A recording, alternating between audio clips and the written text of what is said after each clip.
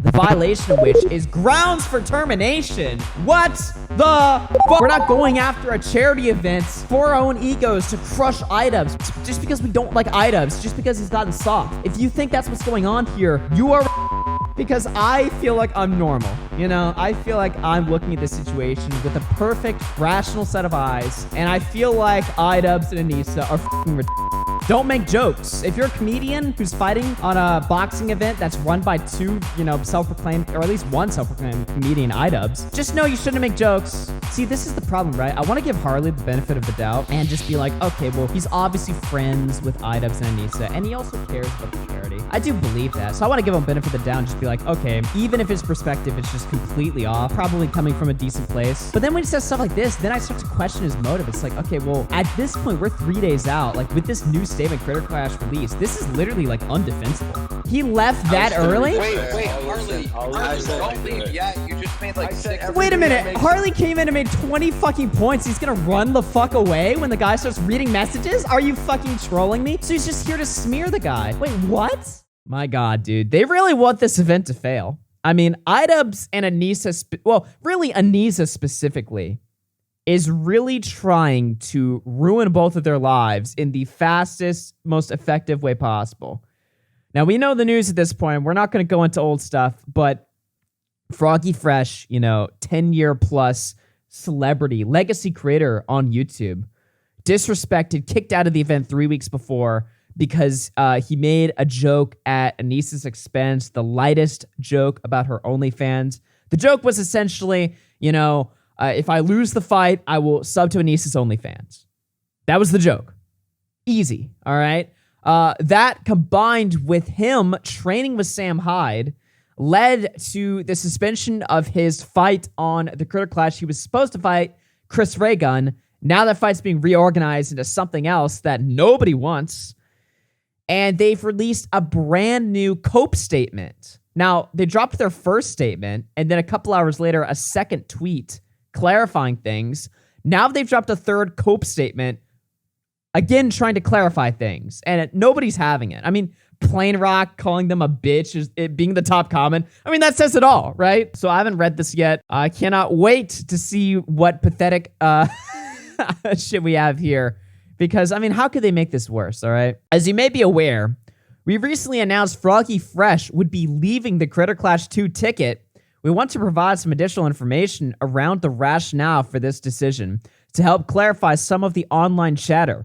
We have a legally binding code of conduct that each of our Critter Clash 2 fighters are held to, the violation of which is grounds for termination. What the fuck? So they're saying FroggyFresh broke the law by insulting Anisa's OnlyFans. Chat, put a X in the chat if you don't believe that shit, because I sure don't. He broke the law? Citation, please? Can you, point to what he did specifically? Because that's kind of what this statement is supposed to be. It's supposed to be clarifying what he did wrong. And you're telling me he broke a legally binding code. That does not make sense to me. Unfortunately, there were several violations made by Froggy. Several! Okay, so now it's not just one thing that he did. Now it's several. Examples? Are you still going to Critter Clash? No, but to be honest, I was never going to Critter Clash. I made that decision a while ago. I'm still going to VidCon and stuff, but Critter Clash, I don't know. It's just, I'm too busy right now. The reason why I elected not to go to Critter Clash, I'll be honest with you guys, is just I would rather spend more time, making content right now before I go on vacation again. So I wasn't going anyway, but now especially I'm not going just out of principle. So yeah. And to be honest, bro, oh my God, there's some people that are still going and I'm just like, why? Literally, why? I get it. You want to go to Tampa and chill out or something, but who wants to support this? You know what I mean? Again, even if I was planning on going, I just wouldn't want to. It would just suck all the fun out of it, Anyway, so let's see. Unfortunately, there were several violations made by FroggyFresh during his tenure with Critter Clash this year. The Critter Clash 2 team, inclusive of the production company, takes violations seriously and made several unsuccessful attempts to address them directly with FroggyFresh in the hopes we could work together to get things back on track. When it became clear that the exhibited behavior wasn't stopping at risk to the other fighters, fans, and others involved in the event, the Creator Clash 2 team made the collective decision to move forward without FroggyFresh on the ticket. Our number one priority is ensuring Creator Clash 2 is a positive, safe, and welcoming environment for everyone. Okay, hold the phone there. What are they talking about here? So this statement is just horrible for so many reasons. Not only are they failing to address anything, but they're actually severely adding the list of charges against FroggyFresh, which just makes more questions than answers, right? I mean, they're just downright slandering him. They're saying that he's breaking the law. He's going after multiple people on the team. Now, all of a sudden, it's not just about Anisa anymore or Idubbbz. Now he's harassing everybody or multiple people. Again, who, where, what? You know, this statement, I need to stress it home enough here. This statement makes this entire situation 20 times worse because of all the added charges that they're just pulling out of their fucking assholes. So they continue. We look forward to kicking off an amazing event and raising a lot of money for charity. Okay, so again, they're going to make it all about charity. And I'm guessing when we listen to the Twitter space, that's all Harley's going to say. Oh, it's for charity, dude. It's for charity. Correct. It is for charity. So why is Idubbbz and Anisa ruining it? Okay, yes, we all acknowledge. See, that's the thing too. They always minimize this about drama channels going after charity or whatever the fuck. Yes, we acknowledge it's for charity. That's why it's bad, okay? We're not going after a charity event for our own egos to crush Idubbbz. We're not stomping on the necks of children just because we don't like Idubbbz, just because he's gotten soft. If you think that's what's going on here, you are retarded, okay? The reason this whole event being for charity makes it worse from Idubbbz and Anisa's perspective. Don't fucking shield and fucking gun card for them just because, oh, what? You know, oh, think about the kids. Yes, I agree with that. Why are you bringing it up? Okay, so what else do we got here? So it's for charity. Critter Clash and Idubbbz have already donated $50K for each of FroggyFresh's supported charities. Kids Cancer Foundation and Nicklaus Children's Hospital for a total of $100K. They will also remain beneficiaries of the money raised throughout the event itself. The fighters have all been working so hard and can't wait to get into the ring. Let's focus on their fights, not any that may exist online. Creator Clash 2. So they sign off this statement by just shitting on the fan base. Again, what is it with these people, Idubbbz and Anisa, and shitting on the people that, you know, love their stuff, right? And then getting confused why they're getting backlash. They're like, let's not make this about the fight that's happening online. Okay, no, actually, let's make it about that. Why not? So let's see what FroggyFresh said. I'm sure he had a lot to say. Who tried to reach out to me several times, and what are the several violations? They did say they were unsuccessful attempts. It's all lawyer talk. Yeah, that's not going to hold up, LOL. Oh my God.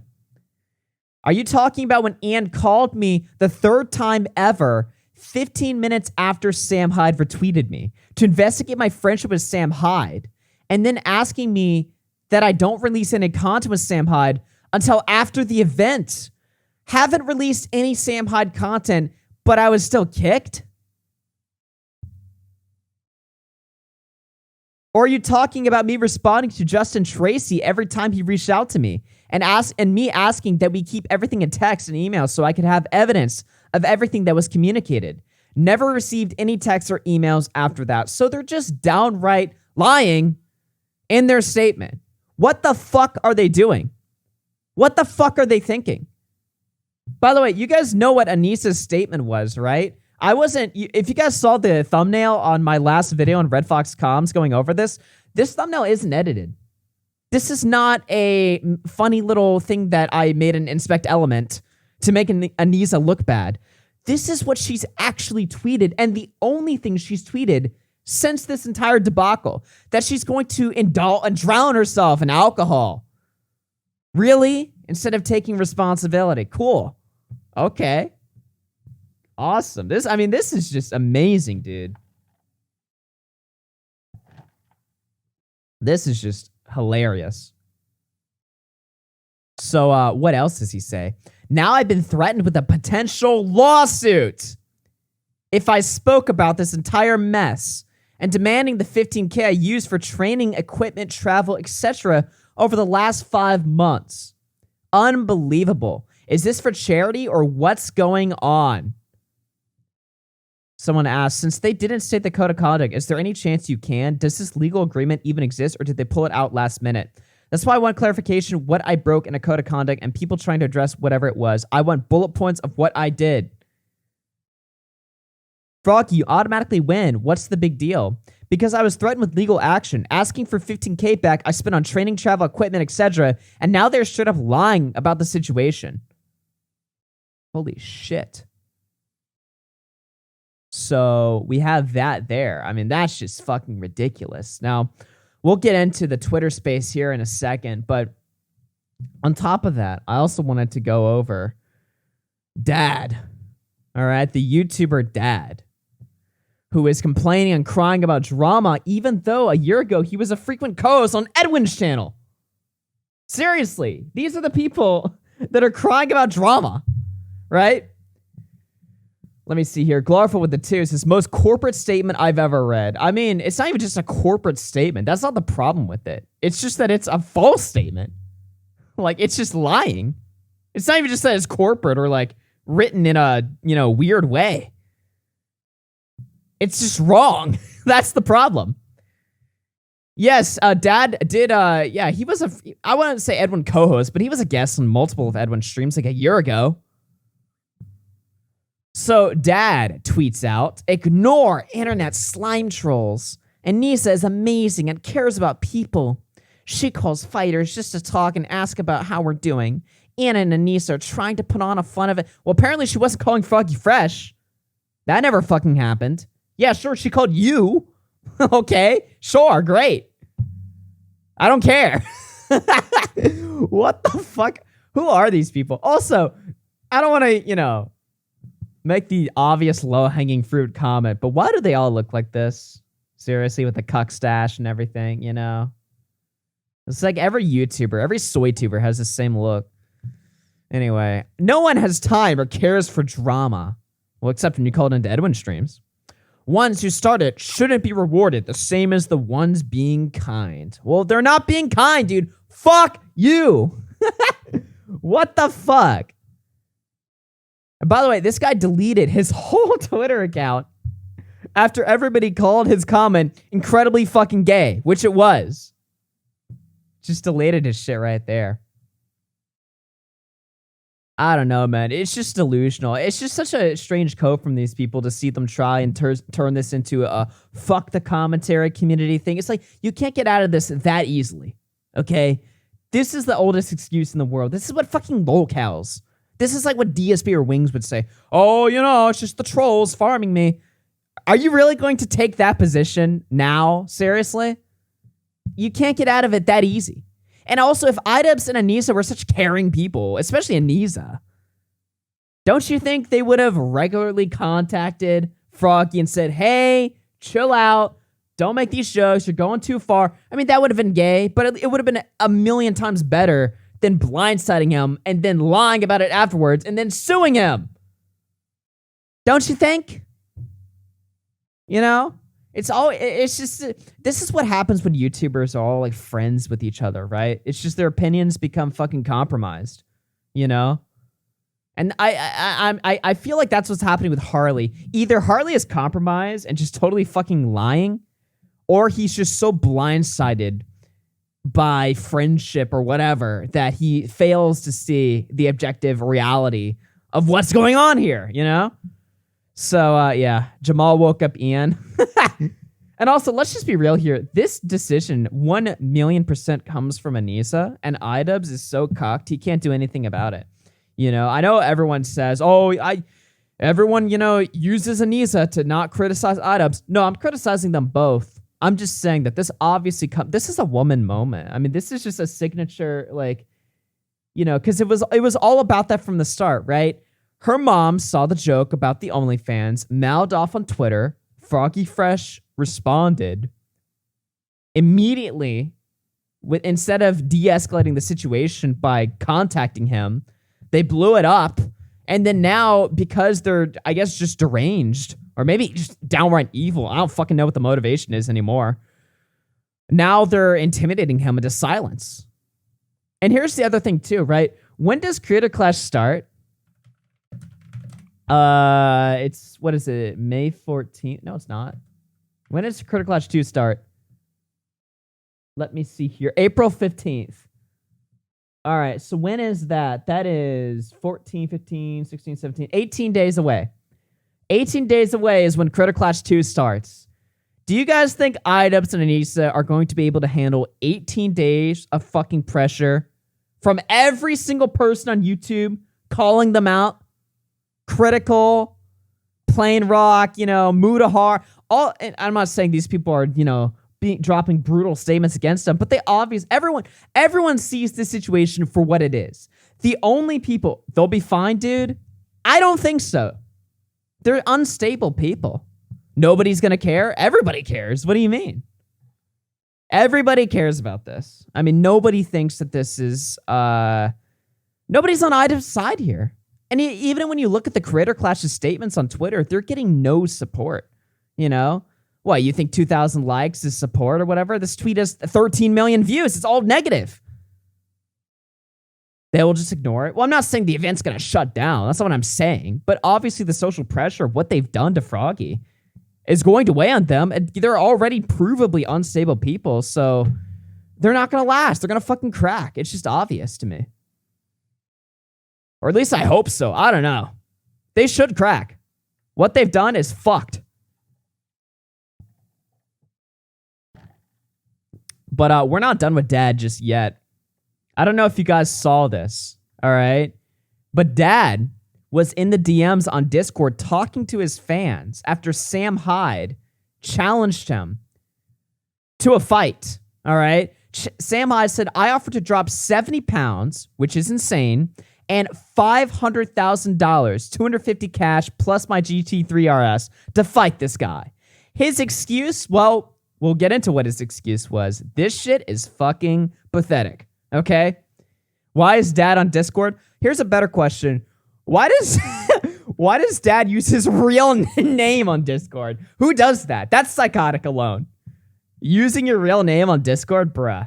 Anyway, so somebody says, Sam just put up 100K to fight you and at 200 pounds and says if you win, he'll delete all of his social medias and never make content again.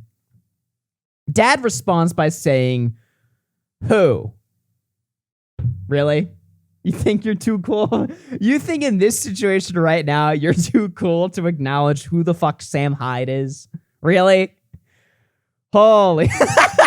Talking about swinging a... Holy... Dude, I can't. Holy shit. Talking about swinging a miss right there. Who?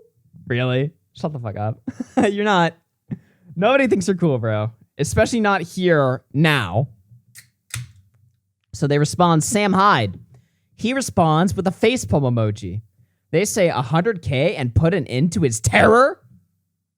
Which is true, by the way, because Sam Hyde did offer, if you look at it, he offered to delete his channel and never make content again. And even if he's just bullshitting or whatever, right? If Dad beats Sam Hyde in a fight, that is a forever W. Sam Hyde takes a permanent L from that situation, right? That's always something you can rub in his face. If he's such an evil guy and just the, representative of terror online, why not at least try and attempt to stop him? Don't you think? What's even worth it even if he loses? What does he really lose in the grand scheme of things? Nothing. But no, he says not interested. And the reason why he's not interested is because he doesn't want to be involved with a person like that. He says, nah, I have stuff that I'm doing. Making a movie later this year. Not doing YouTube stuff and being involved with negative people. If I box again, it'll be with someone I respect and am friends with. So now boxing, this is what influencer boxing has been reduced to, right? It's this sort of like gay, quite literal hug box, right? Literally, though. Boxing is becoming just an actual hug box event where they just get into the ring and grope and like molest each other in the fucking ring. And they're all such good friends and hanging out and whatever. And that's the only type of fights that we're allowed to see. There could be no real fights, no real history, no real stories or anything. You know what I mean? It just has to be this sort of like hug boxy, quite literal type of event. It's just fucking weird, dude. What is wrong? These people are all just weird. And they say that we're the weird ones, right? Oh, all you drama people are so weird. Really? Are we weird? Because I feel like I'm normal. You know, I feel like I'm looking at this situation with a perfect, rational set of eyes. And I feel like Idubbbz and Anisa are fucking retarded. Am I wrong in saying that? One in the chat if you guys agree. Okay, because that's just my honest perception of this, you know? And obviously, look, I'm biased, okay? I've been doing internet shit for like 7 years or something like that. I've had 7 years of my own opinions that have, you know, sort of influenced my brain. So it's impossible for me to be unbiased here, obviously. But come on now. Is there any charitability you can give here? No. The only way I could possibly give them charitability is if they actually just communicated with Froggy. Because I still think it's gay no matter what, but whatever, it's their event. Technically, they can run it how they want, I guess. But they should also know how to fucking communicate then. If they're going to run such a strict, tight event, fine. Just tell your fucking creators what they're signing up for. And don't blindside them and throw them out over hurt feelings. You know what I mean? It's just ridiculous. T3R Razor, thank you for the tier 1. Appreciate that. Leia something 10. Wet check. Amazing. It's just disgusting. Yeah, shout out to Ben. Alex Jewell with the 2 says 21st birthday in 10 minutes. I'm gonna die. Yo, happy birthday, my dude. TBP with the 13 months. What's up, Augie? Normal fam. What's up? Yeah, no, this is just fucking retarded, bro. This is just next level delusional. Confusing companion tip 3. Augie, fix your fucking TV. It keeps restarting. I don't care. I'm doing the content. They're literally trying to take $15K from Froggy because they terminated the contract. Yeah, by the way, that $15K is the money that they gave him to train. So they want to take away his training money because he made a joke. Why? Did he misuse that money? Or was he using it exactly for what it was for? Training. How the fuck do they even think they're even legally allowed to do that? Unless they gave him a fucked up contract that he accidentally signed, then he's probably fucked. Then in which case they're just legally bullying him at that point, right? But, you know, they gave him, what, 15K, 30K, or whatever to train, and that's exactly what he did? How the fuck can they sue him for that? Dude, I'm sorry. I'm just like thinking about this statement again. This statement was like a billion times worse than I expected it, you know? Because I didn't read this statement before I went live. I wanted to react to it live or whatever, but holy shit. Like, this is like, they have to have some sort of like fetish for like fucking like ruining their lives or something. I don't even know what this is. It's just, this statement incriminates them so much. Like, what the fuck? Now, we could get into the Twitter space, all right? However, I was notified of this specific article. I think some people have covered this already. But I figured we would take a look at this. I'm not really sure what to expect, but apparently this is a very real article about Anisa's mom. Or something like that, like just from 2016, like it's all like open or some shit. Yeah, Anisa Jama, was a so-called booby streamer until last March. Perhaps this may reveal some answers to some questions we've had. Who knows? Yo, Cat's a flocking with the 26 months. Let's fucking go. Leave Anisa alone, you weirdo. So what if YouTubers are evil? Mind your own business, dude. Yeah, exactly. Mind your own business. Except I won't. Why the fuck would I mind? That's the other thing, too. It's not minding my own business, Anisa. This is my business, talking about this shit. This is very much my business. Don't get fucking surprised when people on the internet talk about shit. That you do. That's kind of been a thing forever. You know, like, what the fuck? But you know that. I mean, she's fucking married to the dude that made Content Cop. They started dating the same month Idubbbz dropped the Content Cop on Leafy. These people know everything about the internet. They're just delusional. That's the problem. They're just fucking crazy. Anyway, let's take a look at this right here. Anisa Drama was a so-called booby streamer until last March. Well, that lasted long. Her sizable Twitch following includes ardent fans, horny dudes, toxic trolls, and an unusual chat moderator, her mother. Oh, God. On Twitch, Jama, known online as Rainbow Kids, streams League of Legends for her over 200,000 followers, many of whom originally subbed for something other than her gameplay. No boo-boo show. What the fuck, dude? No boo-boo showing? No me watching. Cam whore. Where are your nipples? What the fuck, dude?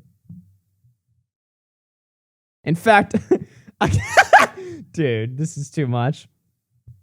In fact, a counter on Rainbow Kid's channel estimates that her breasts have been mentioned in Twitch chat nearly 30,000 times. Okay, who the fuck wrote this? I thought Kotaku was like an SJW article. We're like, what, one paragraph in, and they are abusing the fuck out of her. Oh, it's written by another girl, Cecilia Dinastio? Or whatever, I can't read that last name, but holy shit. What am I reading? Until recently, Rainbow Kids wore a double push-up bra, highlighting her cleavage for her audience. Viewers would pay real money to have their commentary of her read out loud, much of which was deliberately offensive. Criticisms of her body or gameplay were bolstered by targeted personal attacks meant to get a rise out of her.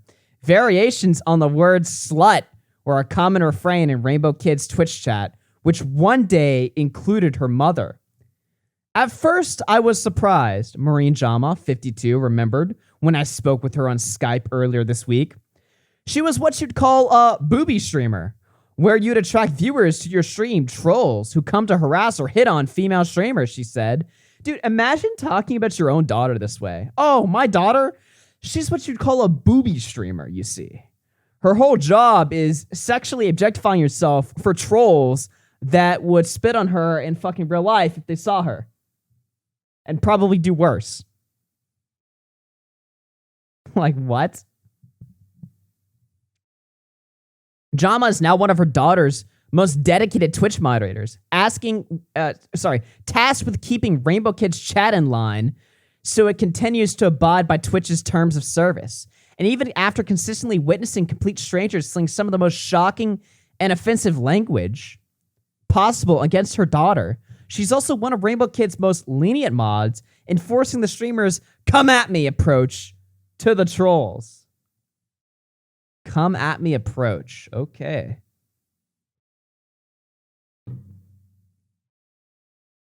Growing up, Rainbow Kids was one of the most troubled of her siblings. Wait, what is this article getting? I almost feel dirty. What the fuck am I reading? I mean, this is on fucking Kotaku. You know what I mean? Okay. Growing up. What the fuck? Growing up, Rainbow Kids was one of the more troublesome of her siblings. Jama said she was forced to be a disciplinarian at times with her daughter when her daughter would sneak out. Sometimes Rainbow Kids would skip school. When she left for college, she barely spoke with her mother for the first year. I'm very conservative myself, Jama explained. She was raised Catholic, but later converted to Islam when she married her husband? Modesty is her personal preference. Rainbow Kids never hid the stream from her mother, but understandably didn't invite her to participate. Wait a minute. What the fuck am I reading? So is that the mother talking? Because obviously Anisa, there's no way Anisa is the conservative Catholic turned Muslim. What? Disinfo article? Yeah, maybe. This seems crazy. The mother converted to Islam as a Catholic, though. That's like crazy. Like, that never happens. What? What am I reading, dude? One day, unbeknownst to Rainbow Kids, Jama navigated to Twitch and searched for her daughter's channel. When she saw her daughter entertaining a mostly male audience by playing video games in low-cut shirts, making witty gameplay commentary, and laughing off trollish comments about her body, when Jama read the chat, she was shocked to see what viewers were saying to her daughter. For about a week, she lurked on the stream before Jama said she began to make myself known in chat. What the fuck is this picture, bro? At first, Rainbow Kids didn't believe that it was her mom. Of course, somebody would impersonate her mother in her Twitch chat. Soon though, after repeated instances, Jama's presence was unmistakable. Rainbow Kids actually thought it was funny.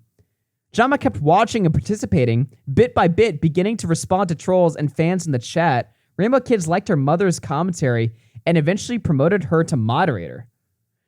We can have more open conversations about things now, Rainbow Kids said. Because I'm so crass on stream, that barrier isn't really there. We can talk about pretty much everything. Right? Dude, if I had an article written about this about myself, I would fucking end it, dude. What is this? Rainbow Kids stopped booby streaming last year because it was taking attention away from her gameplay. She is Gold 5 League of Legends player. She also just didn't like watching herself do it. Yikes. Last year, a big League of Legends streamer named GrowScore. No! No! Dude, no. Okay. GrowScore being named. We're going into fucking horrible territory now. Oh, no. See, this is the thing. This is my favorite concept of the internet, right? No matter what, every, like, retard talks to each other. Like, every sort of, like, locale, like, crazy person from the internet, they'll all, like, eventually connect or whatever, and fucking, there will be content that comes from the combination of both worlds. You know what I mean? That's my favorite part of the internet. Brandon Gutierrez 5. With the mom's come at me approach, I'm not too surprised why her daughter became an OnlyFans person. Being cum add-on is a family business. Amazing. Just fucking horrible. Holy shit. All right, GrowScore. So what did big man GrowScore do? Last year, a big League of Legends streamer named GrowScore featured the still booby streamer Rainbow Kittens on his stream. She earned herself thousands of new fans, one of whom was the ardent GrowScore himself. To his army of viewers, he referred to Rainbow Kids in turns as both beautiful and a slut. When Rainbow Kids rejected GrowScore's advances, his followers flooded her stream with vitriol. GrowScore was subsequently banned from Twitch for harassment, perhaps unrelatedly, and the page is gone. Wow.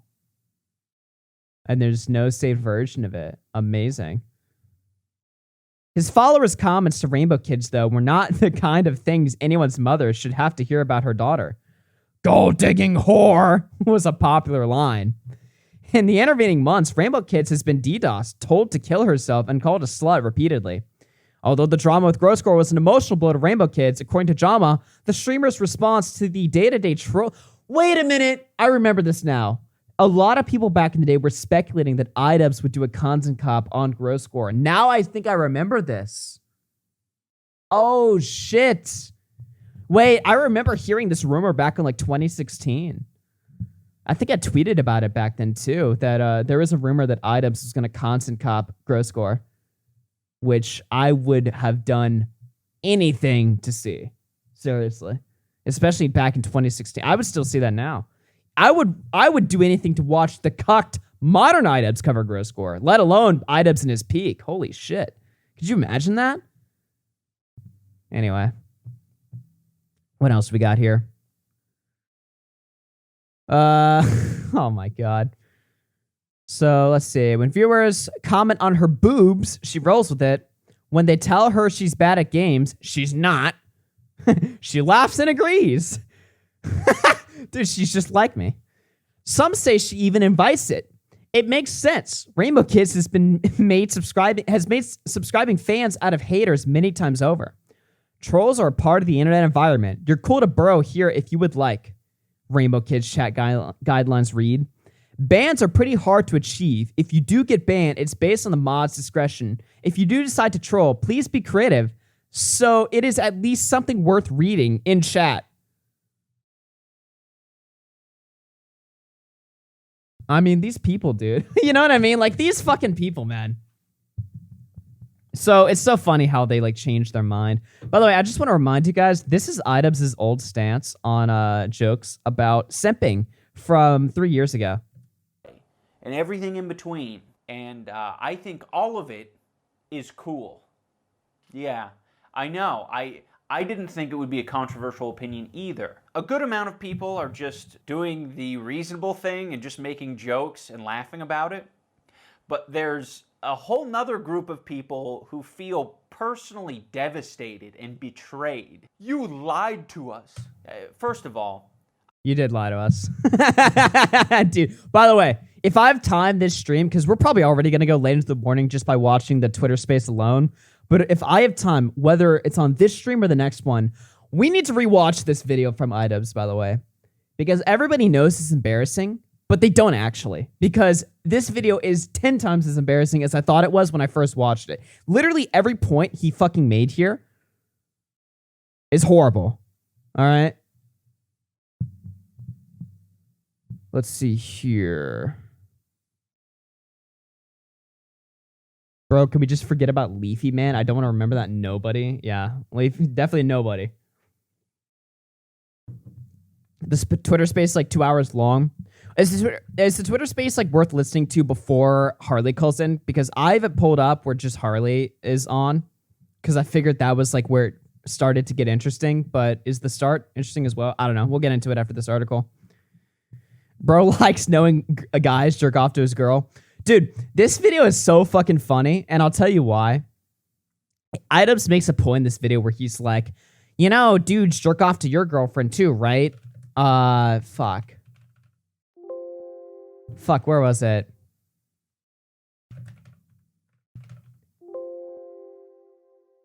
Yeah. Listen to this. Listen to this part right here. You think I should just, like, take a shotgun to her head? No, bitch. It's time to die now. No, Idubbbz, you should break up with her. But I'm cool with it. You do realize there are guys out there in private right now jacking off to your girlfriend. But I guess it's out of sight, out of mind, it's not a problem. Yeah, because that's totally the same, right? Your girlfriend starting an OnlyFans or whatever and, like, explicitly wanting people to see her body, you know, and sexualize her or whatever, totally fucking different. But then somebody's, like, private fucking girlfriend who people are jerking off to in private. They're creeps if they do that. That's the difference, right? You openly invite them. Most people don't. I'm telling you, man. Every point Idubbbz makes in this video is fucking retarded. It's hilarious. Anyway, how much longer is this arc? Okay, we're almost done with this shit. Let's finish this off. This is... Dude, this fucking story, bro. This is just amazing. As a chat moderator and mother, Jama's instincts are to protect her daughter, which in her capacity as mod is well within her right. She can time out the harassers, slow their ability to post, or even ban them.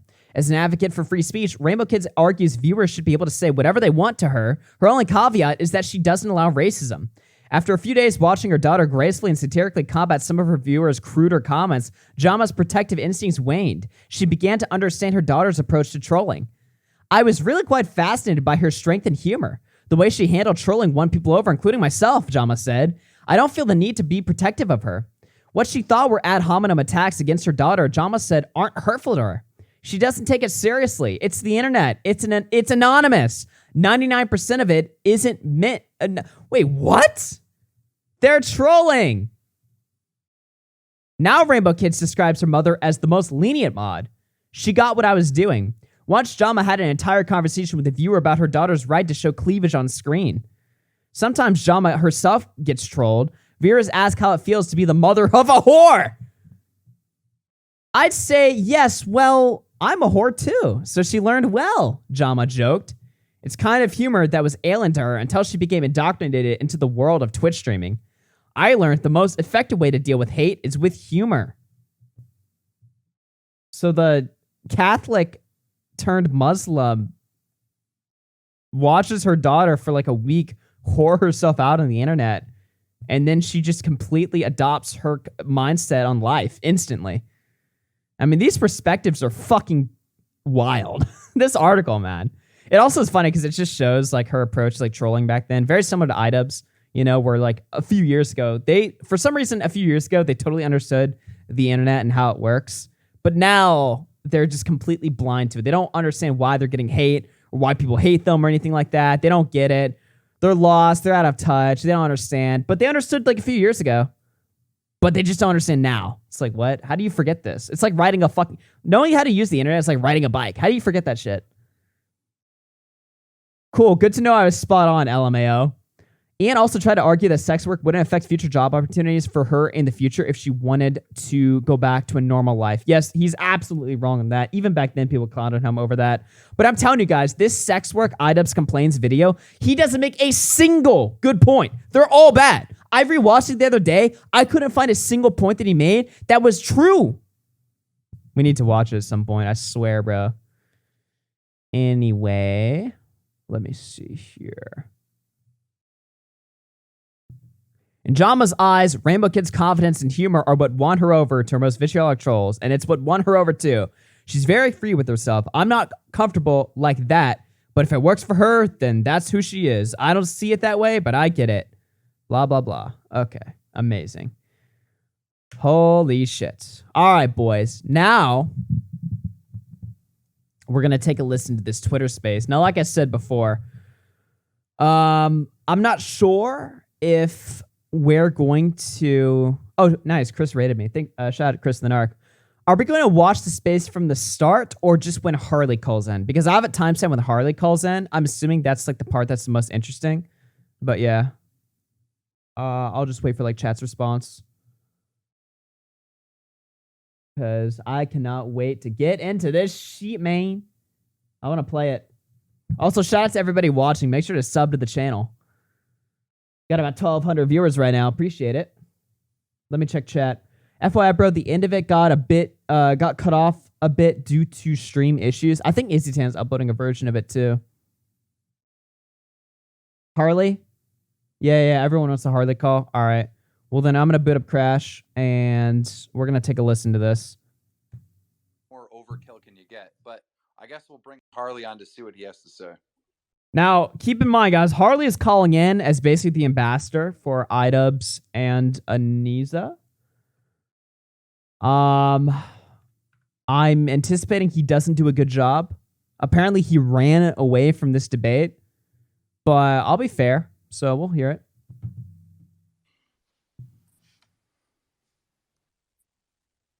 All right, are we gonna Harley, you there? There we go.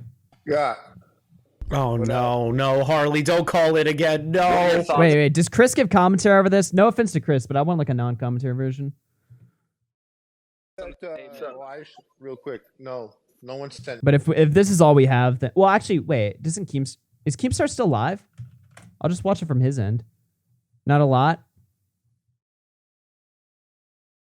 Oh, I might just play from his end. Yeah, okay. Except, why is it fucking so quiet? Holy shit. That's a jeopardy right now. And let me see what's going on. I don't understand why this. All right. Let's get to where Harley is in. We are shocked. I got a text her. Saying we don't To keep track of like happening and who has success. So no, and There's like 3 maybe. I have no All clue. right. What the Harley logic there just is. texted me. He wants on. We will definitely have Harley on. I just want to get through this because FroggyFresh put out 2 or 3 tweets in reference to the statement. One was about the call with Idubbbz. Can you talk about that? Wait, it's on Nick's channel? No. This is a new Twitter space. This is from tonight. We're not rewatching the Twitter space from 3 days ago. I don't know why I do that. Honestly, you can even bring Harley on because I know they sent Harley to come fight for him. So like, let Harley talk too, and then I can talk about whatever. And then also you put out a tweet that they're threatening a lawsuit. So that's out there as well, which is, I mean, how much more overkill can you get? But I guess we'll bring Harley on to see what he has to say. Oh boy. Harley, you there? yeah.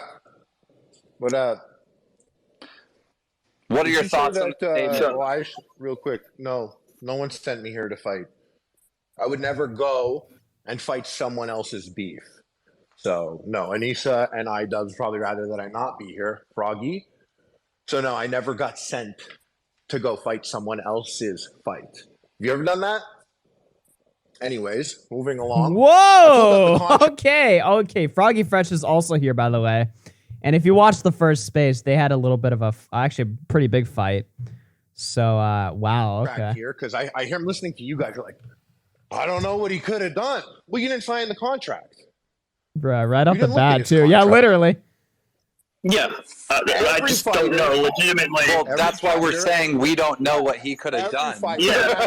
It's not me. It's not my event. I'm not here to fight for them. And like you said, Keem, I'm not the mouthpiece of the event. I just sit here and I listen to you guys talk sometime. And I'm like, is this some sort of weird exercise in nonsense? What? We're acting like we don't know. The guy behaved himself poorly. He did. Yes, I went and trained with Sam. And I know that they're not friendly. But when I came back, I didn't diss the owner of the event who has bad blood with Sam.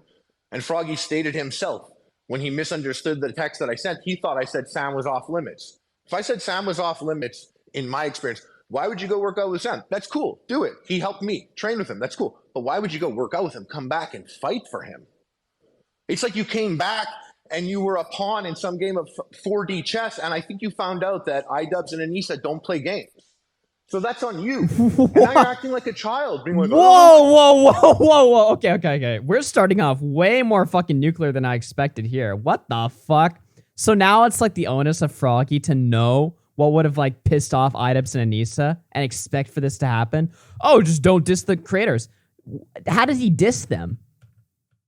Don't make jokes. If you're a comedian who's fighting on a boxing event that's run by two, self-proclaimed, or at least one self-proclaimed comedian, Idubbbz, just know you shouldn't make jokes ever and expect that any, slight out-of-line comment you make will be treated with full termination of your fight, termination of your contract, and also a lawsuit. Like, he's just supposed to know this. See, this is the problem, right? I want to give Harley the benefit of the doubt and just be like, okay, well, he's obviously friends with Idubbbz and Anisa, and he also cares about the charity. I do believe that. So I want to give him benefit of the doubt and just be like, okay, even if his perspective is just completely off, it's probably coming from a decent place. But then when he says stuff like this, then I start to question his motive. It's like, okay, well, at this point, we're 3 days out. Like, with this new statement, Critter Clash release, this is literally, like, undefensible. Like, the new statement alone is just, like, indefensible. So the fact that Harley would come in more energized to defend them now than ever before, than even like the first time. Now I'm sussed. You know what I mean? I don't know. Yeah, you do, bro. Wait, we got a donation. Old Man Fletcher 5. They couldn't just leave a personal jab at their career separate from their charity event. Her feelings aren't worth sacrificing professionalism here. Yeah. Yeah, you do. You know exactly what you did. Fighter I don't really see. Hold up, represents and warrants that he and his accompanying personnel shall conduct themselves in conformity with public convention morals and standards of decency. I really don't even need to continue. But like, yeah, if you're like a fighter in the event, there's lots of things that you can't do based on the contract that sure could be open for interpretation. But very much so. Idubbbz a pimp in reference to what his wife does to their mom, not really something you could fully get away with. Secondly, after shit hits the fan, calling Idubbbz a pimp is what's crossing the line, bro. I mean, seriously, like, how can you even just say this with a straight face? Instead of making references to that time a bulldozer went over and bulldozed over a town. Harley, like, there's professional ways to go about this. And it's not happening. And everyone else, they're not like me. They don't want to come here and talk to you guys. They don't want to talk to them. And a lot of those creators, they have fans that don't even know this shit's going on. So as much as you want to blow up Creator Clash, there's a lot of people that aren't. The minimalization of it. Oh, well, my fans don't even know what's happening. Okay. And? Aren't that familiar with Harley, that is going on I don't want to interrupt. Right now. I don't want to interrupt. But you keep doing it, so just go ahead. But because you're making multiple points, and I want to get Froggy a chance to respond, because it's this point, then that point, then that point, and it's like, it's hard. I know it's hard to keep track of like 6 things. Trust me, I've seen it. It's like people can't connect the dots. It's like you can't connect 6 simple dots. So let's go one at a time, and then Yo, we why is he so review mad? Each one at a time, even though point 3 refutes point 1. But yeah, sure, let's go through it if we want. Like everyone's acting surprised. You disrespect the owner of the event. You got removed. Well, I Like, mean, I'm I'm not- shocked. I'm not I can sitting tell here you, being I'm like, absolutely "Why?" shocked. Harley, I'm And another shocked thing, can I just say because something real quick before this continues? If someone doesn't have a YouTube channel, please do not say their first and last name on here. They're just real people with real jobs. They're not in the weirdo YouTube world like we are. Don't say their first and last name. What is he talking about there? What? okay. Anyhow, Okay, what is happening? It's more about the personal work that Harley put into the charity that is now tainted because of this controversy. Well, yeah, I can understand why he's pissed off, but like he's misdirecting his anger completely. Like, I'm not saying he's not allowed to be pissed off here. He is, obviously. But he's blaming the wrong people. Like, why is he sucking up to them so hard? Because anyone can acknowledge what they're doing is wrong here. If you disagree, just like the smartest move is probably just to not speak about it. Let them handle their own mess. how I'm shocked. You said don't act shocked. I'm shocked. I think the internet is shocked when, you know, these jokes, and we've seen these jokes and these tweets be made, and the reaction was to kick him off the card because we're talking about Idubbbz. Like, Harley calls Eager Raptors fans way meaner things. Yeah, didn't he like shit on them? What did he call them specifically? I remember that. He literally shit talked his fucking opponent, but because it's not the owner of the event, oh, you can't criticize the owner.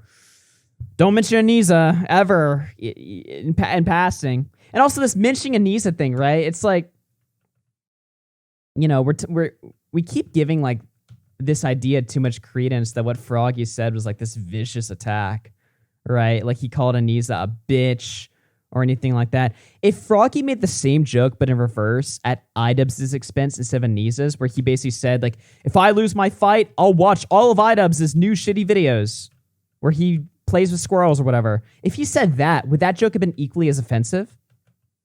I mean, that's a serious question, right? Ask that to Idubbbz or Anisa. If you'd made the same joke, but at Idubbbz's expense, would it have been equally as offensive? And would he got thrown off the card for saying, I don't want to watch Idubbbz's shitty new content? Is that enough? like the YouTuber Idubbbz and his Idubbbz and his cronies are all under Anisa's thumb. Maybe. Well, definitely Idubbbz at the very least.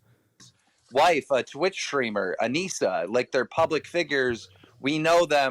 We are shocked by their reaction of kicking FroggyFresh off the card based on the tweets. Why? We're shocked. That's like Why are ridiculous. you shocked? Why are you shocked? Imagine you hired me to do something, okay? And you hired me and I was going to go do it. And then the week before, I went and I hung out with H3H3. And the day I came back, I went, team, fuck your daughter. Would you not think Fuck your daughter? What the fuck? Because that's totally equivalent to what Froggy said.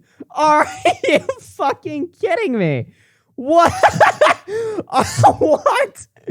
Bruh. No way. I'm dying, dude. LMFAO, bro. I'm laughing my fucking ass off right now. Dude, I want to play this part in my video where Nick asked in the last Twitter space, like he asked Harley if he can name a single way that Froggy got fucked over, and he couldn't. Fuck, I think it's like right here. FroggyFresh comes back, I'll donate $100,000. Oh God, you heard that? Oh wait, that's the wrong clip. Fuck, I gotta play this because it's like so fucking funny.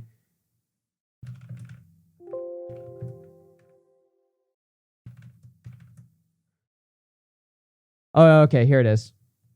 Harley, if he can think of a single way that Froggy got fucked over in this situation, and he couldn't answer the question. I'll play a clip of it when I edit this video, but... Harley, can you explain in your own words one way that you think Froggy got fucked in this situation? Just one way.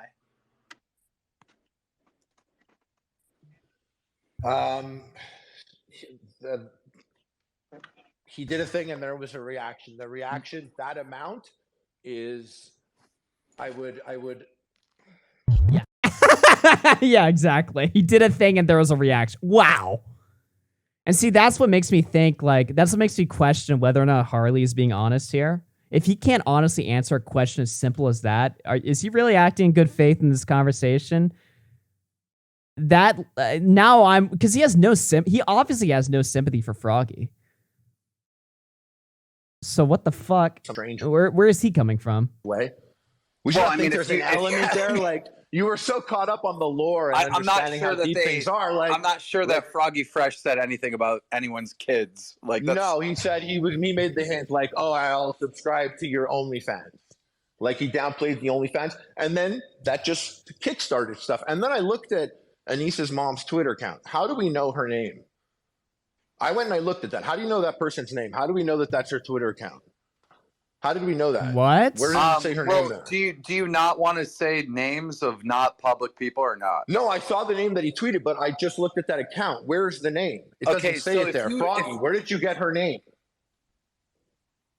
I mean, I've heard it around the internet, bro. Okay. Also, those Harley, places where you would hear that around the internet, bro. Like, I think those aren't the best places to like maybe feed into you having a positive attitude about the creators. It sounds like you've been in some weird places. He knows Idubbbz' mom's name after she's tweeting at him, and that's grounds for, oh, you must hang around shady groups. Did you get that from Kiwi Farms? Is that why? Are you hanging with these toxic groups? No, I'm not saying that's what Harley's saying. I am putting some amount of words into his mouth to be fair there, but that's basically what he's implying, that Froggy hangs out with like dangerous people, so you must go. Dude, come on, man. I'm surprised how angry he is, though. Like the first Colin, he got emotional, obviously, but he sounded not angry necessarily. But in this stream, it's like way different. I guess he's had a few days to sit on it, and he's bitter now. I don't know. And you kind of tweeted it about it a bit. You kind of leaned into that a bit. Well, like, Harley, are you saying that it's not her mom? No, I'm just so curious because I went and I did it and I was like, okay. I just want to make sure that you're not saying that because like... No, I went and I looked and I was like, oh, so her name is not there. Who found out that this is a name? It looks like a burner account. I mean, Harley, it's in a popular article, dude. Like, it's all over Twitter. Where's that article? Yeah, what they're talking about the Kotaku article that we just read. Not only that, but if you search that Twitter account and Anisa's Twitter account, you can see conversations mother and daughter like throughout the years on Twitter. I didn't go to the dark web to get. Honestly, Froggy, it feels like you kind of just like you. I knew you were gonna hit it off there, bro. I knew that. I messaged you. I was like, you're gonna have a great time there. I did. I love that place. I love those guys. But I think the way you came back, the energy that you were on, worked against you. And I'm shocked when things started to take off and you were, making the comments on Twitter, you didn't respond back. You didn't respond back to them reaching out to you. I'm surprised you didn't do that. I'm surprised you're here saying that you didn't get paid $15K for training. I did respond. Did you get paid $15K for training? Did you hear when I told you the last contact was? Yeah.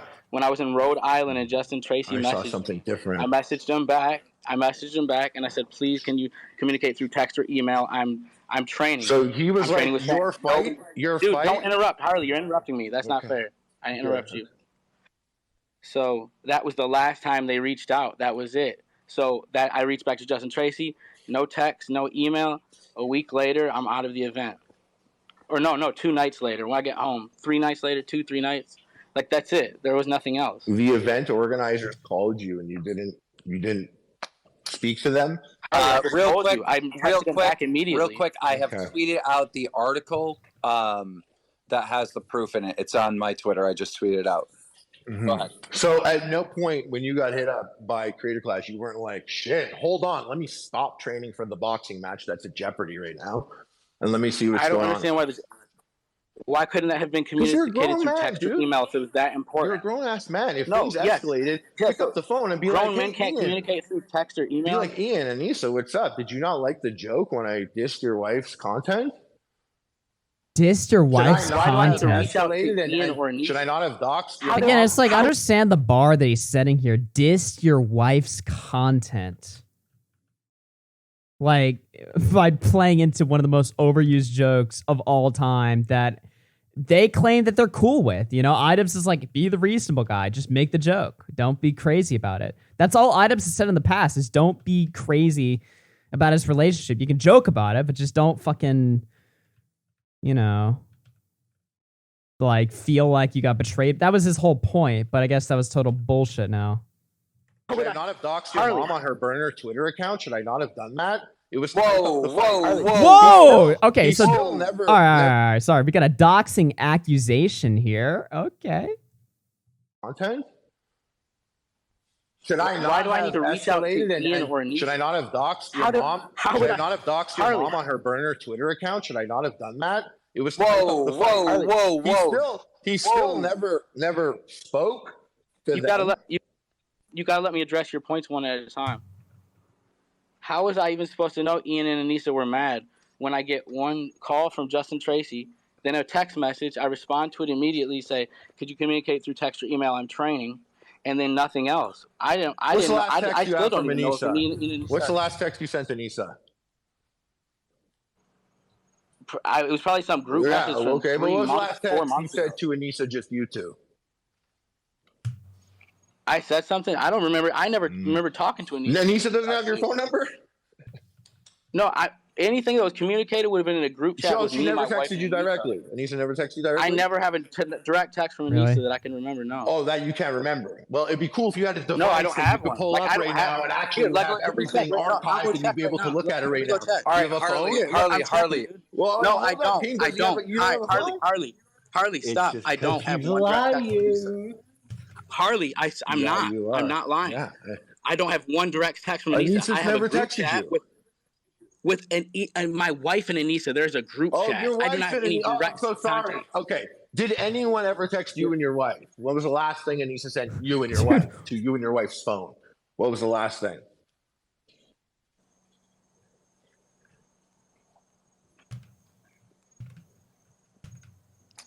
Tense moments in the Twitter space as Froggy goes to see. I love when Keemstar instigates this, bro. It always gets a laugh out of me.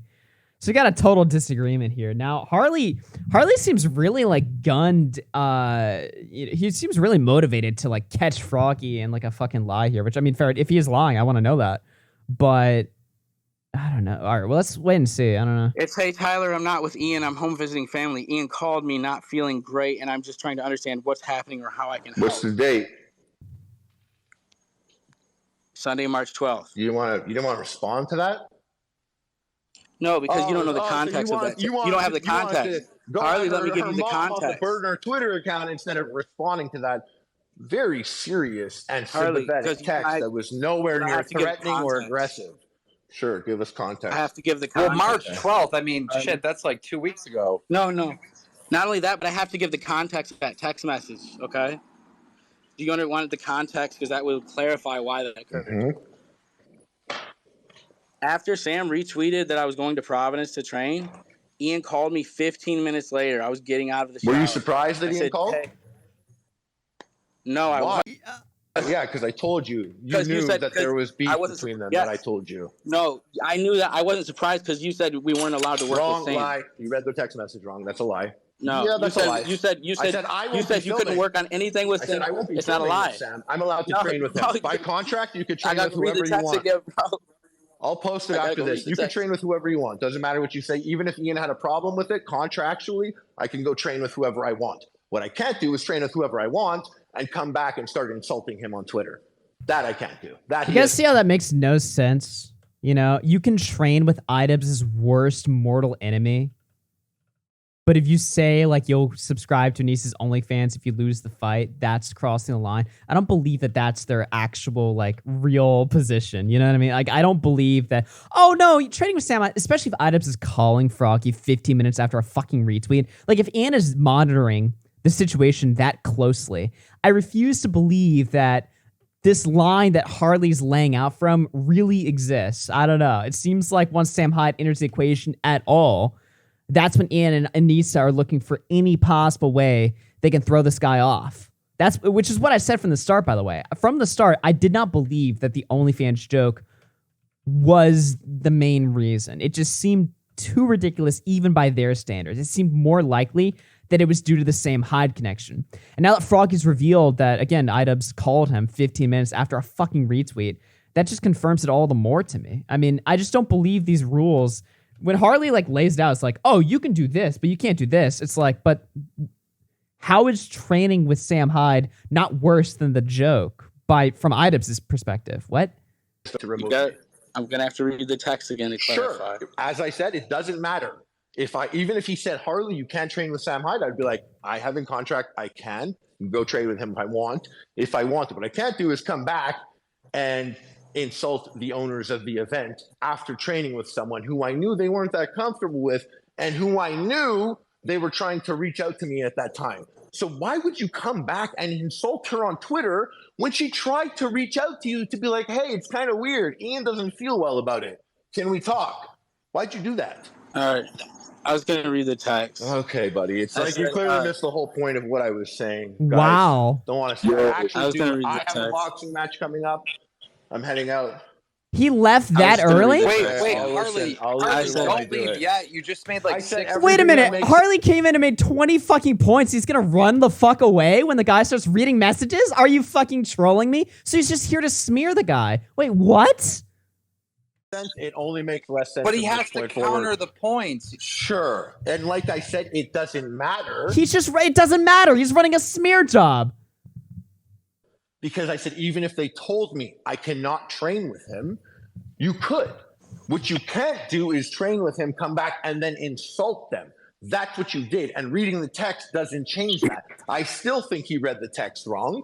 But regardless, it doesn't change the main point. She reached out to him and was like, hey, what's up? He ignored her, insulted them on Twitter. Why is everyone acting like a fucking idiot here, being like, why is this happening? You don't get to insult the owners of the event like that. Because all of you guys are delusional. Now Sam Hyde's gonna come in. Oh my, yes, dude. I didn't even know Sam Hyde was on this stream. Oh yes. Okay, content, boys. Confirmed that they're gonna try to. Wait. Before Sam Hyde speaks, let me just make sure. Glib with the 2. Contract won't save your reputation. Ames through 5 says, honestly, is making Harley sound like he's attracted to. Okay, I don't want to say that. Egghole with the 5 says, Harley knowing he's still on thin ice for working with Sam Hyde. Idubbbz and his cronies are all under Anisa's thumb. Oh my god. Thank you guys for the super chats. All right, let's hear this. Try to sue him? No, they're not suing him. They just don't Dude, want I'll him even to, address that. They probably don't can want I address him the to text first? disparage the event. Harley, I'm 15 or confused. 17K. Do you represent Creator Clash or not? Because like I represent me, and I'm boxing at Creator Clash. Do you represent the rival boxing promotion team? I support Creator Clash. What are you talking about? We're talking about Coca-Cola, and this guy owns Pepsi, and no one's pointing that shit out. Harley, I support Harley. Did I support your fight last year? Really, you just need to be close to there. Harley, did I support your fight last year? This is a crazy call that you want to be a part of. Did I support your fight last year? Yeah, I guess. Okay, right? thank you. I guess. What'd you do? I rest my case. What did you do? wait. Are you guys hearing this subtle like dissing? Like, I guess you supported my fight, but what did you really do? What the fuck? Oh, this is amazing. Big shout out to Cat to Flock with a $55 donation. Normalize doxing. Well, I'd have to disagree with that. Unless you send money to my house. So the point is this. You put a like on a tweet. What did you do to support it? He put a like on a tweet. That's what I did. I put a like on a tweet, guys. What did you do to support the fight, Keem? I like tweets from multiple accounts. It's literally from a Drama Alert and a Keemstar account. What did you do to support the fight? Yo, what are you talking about? I'm Can sorry, I quantify what you're Is there talking any about? credence to the lawsuit thing? Are they trying to get money back from FroggyFresh? Are they trying to get that $15K back? Are they going to do anything legal? Right. I mean, I bet they would not. They probably just like normally. It's like, Can we let Froggy answer that question, Harley? Well, Froggy doesn't have any answers. When are you going to figure that out, Keem? Wait, what? He doesn't even want to hear the guy out? Are you trolling me? Why are you even here? He's just here to fucking like spam bullshit. No, Harley, I try to address like you make 4 points in a row and then don't let nobody address nothing, dude. Okay, so, like, well, how did you support my fight, Keem? Hilarious thing to say. How did you support it? Well, then we're gonna go right into the lawsuit. But yeah, we're going right into it. Here we go, fellas. So Harley. He's saying that the only reason Keem has his position is because he's in competition with Idubbbz, but I have those takes too, and I don't have to run any boxing thing. Well, that's just a cope, right? It's the same thing as when, the only reason people care about this is because drama channels are desperate for content. Motherfucker, it's the internet, okay? If I was so desperate for fucking content, I could come up with like 50 other fucking topics to cover like every day there's drama, okay? Don't fucking minimize this bullshit over, oh, commentary channels are just farming this for super chats. Really? Is that how Froggy feels after he spent, months training for a fucking fight that was canceled 3 weeks later? While you're sitting here spamming bullshit, lying about him? Is he supposed to just sit there and be like, well, at least I'll get a bunch of super chats, so in the end, it'll be just fine. No. That's not what Froggy's thinking at all, okay? You don't remember me like putting out all those tweets and like, cheering for you, saying that you're like back, Epic Mealtime's back, hyping you. Thank you don't remember any of that? Yeah. I do. I like that. Okay. That was cool. But like, Well, that's what I'm what talking am I about. supposed to do? Be like, oh yeah, so Froggy's allowed to call Idubbbz a pimp. No. Stop. Year. You're losing the conversation. You said Keemstar is here because he represents a rival boxing event. I responded by saying, Did you offer me a boxing contract after the fight? Yes, I did. So was there not a vested interest in supporting my fight? In the event that I won or whatever, would it not look better if you were like, I was supporting you the whole time? Now here's this offer for a boxing match. I mean, if you want to look at me, that way, I don't look at you like that, but I think everyone should also remember that you're Happy Punch, and you're talking about Creator Clash. And Creator Clash, I think, is the one different boxing promotion from all the others. And why is it different? Wait. Because there's just Am I fucking retarded? Aren't Happy Punch and Creator Clash two completely different things? Happy Punch is like a boxing signing agency. Like Keemstar's job is just signing people to other people's fucking fights. Whereas Creator Clash is its own event. Am I stupid, or is he comparing apples and oranges here? It's not the Wild West like that. You don't get to go and diss the creators of the event for no reason. You don't get to do that. You just gotta behave yourself. So it's boring? Be Is what you're proper. saying? It's not as fun as the others? Maybe it's boring. Yeah, he's acting like Keemstar's running like a rival event to Creator Clash, but no, he's just signing people on to other events. That's why Keemstar's been promoting Idubbbz events so much in the past, is because he doesn't fucking care. It only benefits him if more people overall are interested in influencer boxing. So if he can get a bunch of people to love Idubbbz's event and support it, that just benefits him in the long run, because more people are interested in boxing, and therefore more people are going to want to see the fights that Keemstar is able to sign. Right? I'm not a boxing guy, by the way, but that's just my basic ass understanding of what's going on here. So I don't know what the fuck Harley's talking about. The others, maybe. I say it's good people having clean fun. Yeah. Anyhow, can we talk about the lawsuit stuff? Because Sam was asked about the lawsuit. I asked about the lawsuit, and then Harley responded and said they're not suing. So it's confusing because I want Froggy to answer that question. He just can't talk shit about Creator Clash Shut if they paid him money. Dude, this guy won't shut the fuck up. Just let him fucking speak. Let the man speak. Why is he talking over FroggyFresh's voice? You know what I mean? Keep the money. Don't talk shit about Creator Clash. Just kind of shut up and start training for your. Wait, I just asked him to answer. Are you trying to scare him? I have to train for a fight. Bye.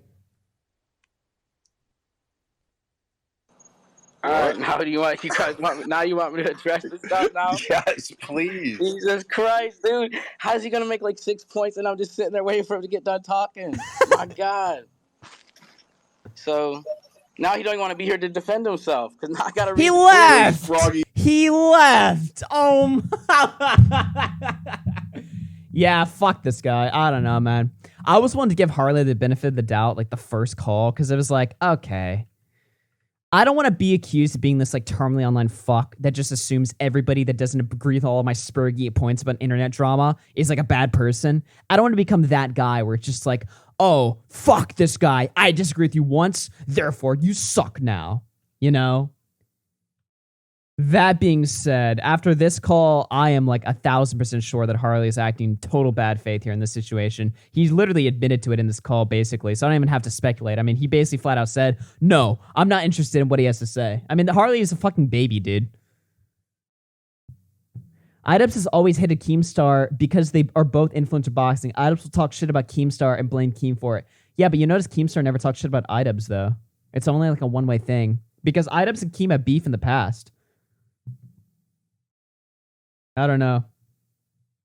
Well, also, let's just address the elephant in the room. Idubbbz is always like completely disrespected Keemstar. Like, I'm not saying like that in like a way where it's like, oh, you need to love Keemstar. But no, Idubbbz has always viewed Keemstar as like a total sack of shit, right? So it's not necessarily surprising. I just think, again, like, it's just another case of like, okay, you're trying to run an event. Keemstar has experience like signing people for fucking fights. Wouldn't it make more sense to work with him and collaborate with him on this? Or at the very least, like, because they did start to they did talk with Keem, and then they started like dissing him, like, because I just made that video. He's like, Keem doesn't know what he's talking about and shit. And I don't know, it's like a separate issue or whatever, but just, it is what it is. He said his piece, and now he said peace. Bro, I mean, I would like for him to World come peace. back, just like if he got something to say, because I was just like, he's not even here to refute what I'm gonna say. Man, you are just getting stepped on, brother. I hate to see this. I would, if I could kill 1,000 people to fix the situation, I would. I know you would, Sam, because you had my back literally from the beginning. He meant in Minecraft. I meant in my favorite video game, Keem, which is the one with Agent 47. What's it called? Hitman. Yeah, I would kill game. 1 million NPCs. But honestly, I don't like seeing FroggyFresh get stepped on because he's a for real, like, very good dude, and he's there's nothing like weird or duplicitous about this kid. He really, and I think that's why he doesn't gel with like Idubbbz, for example, is because like he's just an innocent, like FroggyFresh is an innocent dude. You know what I mean? Yeah, it just seems like there's like a disconnect between the communication on like whether Idubbbz and Anisa did enough reaching out to warn FroggyFresh of his Holy shit, Boblex is like toilet mic. behavior or not, right? Because if it's in the contract that you can't like make fun of Anisa's OnlyFans, and yeah, it's stupid, but I guess it's in the contract. But I feel like they didn't give him sufficient enough warning based on the conversations I heard between Harley and Froggy. Like there wasn't enough warning. Can I say how incredibly frustrating it is for like me, Moist Critical, Philip DeFranco. Yeah, Philip DeFranco's still here, who's also covered the story. All the commentators, Nicholas Diorio, whoever. Do you know how frustrating it is for us trying to cover this story, represent all sides, when Idubbbz and Anisa are not speaking? There's this weird AI-generated like statement on the Creator Flash, right? AI-generated and then you game? have Harley and Dad speaking for the company, and they're just getting destroyed. So it's like, what actually is their position? What is their point? What exactly did Froggy do that was so wrong? Like, we're not getting details. We're getting this weird, like, you know when a YouTuber's in trouble and they put out some generic statement online, like it's going to help anything? That's what we're getting, some PR weird shit. It's like, we need real people. You know, Idubbbz built an entire fucking, millions and millions of fans based on being a YouTuber, connecting with the audience. And we have this issue, and he's not speaking, and we need him to speak. Yeah, I think based on what Harley said, I think the two issues are his OnlyFans. No, Idubbbz won't speak, and I'll tell you why, all right? Idubbbz is too cool for the internet now, okay? Idubbbz is beyond the internet. He falls into like this genre of YouTuber. This is like a phenomenon that happens all the fucking time. When YouTubers become so big and burned out by the internet and fucking, especially like if you turn on your old audience and you have to deal with that bullshit or whatever, you just get so fucking tired that you just like stop fucking even doing anything anymore. Like Idubbbz hasn't tweeted. He hasn't said shit. When's the last time Idubbbz even said anything interesting, period? Like outside of this, right? Like, what does Idubbbz even make? But no, he's like too cool for the internet now, so he's not going to respond or like take it. Like, he's not going to fire up a stream or anything like that. He's just a boxer now. I made the most satisfying fidget spinner or fidget toy. Airsoft fatty. Preppers give me the ick. I don't know. Does he stream? He used to stream a lot, actually, on Twitch. Or he started doing that. Or I guess that was 4 years ago. I thought that was recently. Never mind. Okay, Jesus. And then responding to the mom in general because that somehow, like, doxes the mom's name or something like that. So I guess that's the reason. I think that's I think that's ridiculous, but that's all I can kind of get. And their new statement doesn't really answer any questions. They said they want to clarify things, but like, I don't know anything more than I did yesterday. Let's get to the lawsuit part, which everyone's on the edge of their seat for. Froggy, were you actually threatened with a lawsuit? Yes. Let's get into it. Yes, this is what their offer was. They wanted me to pay back the $15,000 that they sent me over the last 5 months for training, travel, equipment, and stuff like that. And also like a vow of silence on the situation. And if I signed that, they would drop any potential to sue for what they believe are damages that the event has incurred. So in other words, Damages. like, we're not going to sue you if you pay back the 15 grand and you shut up about it. But And if you don't shut sign up? this, then we can pursue to sue you based on damages that I brought to the event. Okay. Nicholas Dioro is a commentator who is always obsessed with the optics, right? Why did he fuck him over so hard here? What are the optics on this with Idubbbz and Anisa and Creator Clash kind of making this proposal to Froggy? Are those good optics for them? Yeah, I think it's delusional. I don't think they're actually going to do that. I think after the pushback that they got, it would be like career suicide to sue him after that. My best guess is that was just a scare tactic. We're going to threaten this, and then hopefully he'll just shut up and take the money, or else this is going to get much bigger. And it didn't go their way. They weren't even offering money, though. They wanted money back plus shut up. Yeah, I mean, yeah, give us the... Yeah. Yeah, that's like the worst deal of all time. So Harley had a bunch of crazy statements when he was in here. I wish he would have stayed longer so we could actually have a conversation, but he kept throwing so many different things and then nobody could respond, so it got very convoluted. Are you kind of shocked he came back? Like, he kind of acknowledged it was a bad idea to come the first time. And I kind of chalk that up to, like, he's just passionate about the charity. But isn't it kind of weird that he came back to talk to us again? I think in Harley's mind, he has a good relationship with Idubbbz and Anisa, and he likes Creator Clash. He's doing a good thing, raising money for charity. And this issue comes up, and in his mind, he's like, well, obviously you don't insult the boss. Like, he's in the wrong.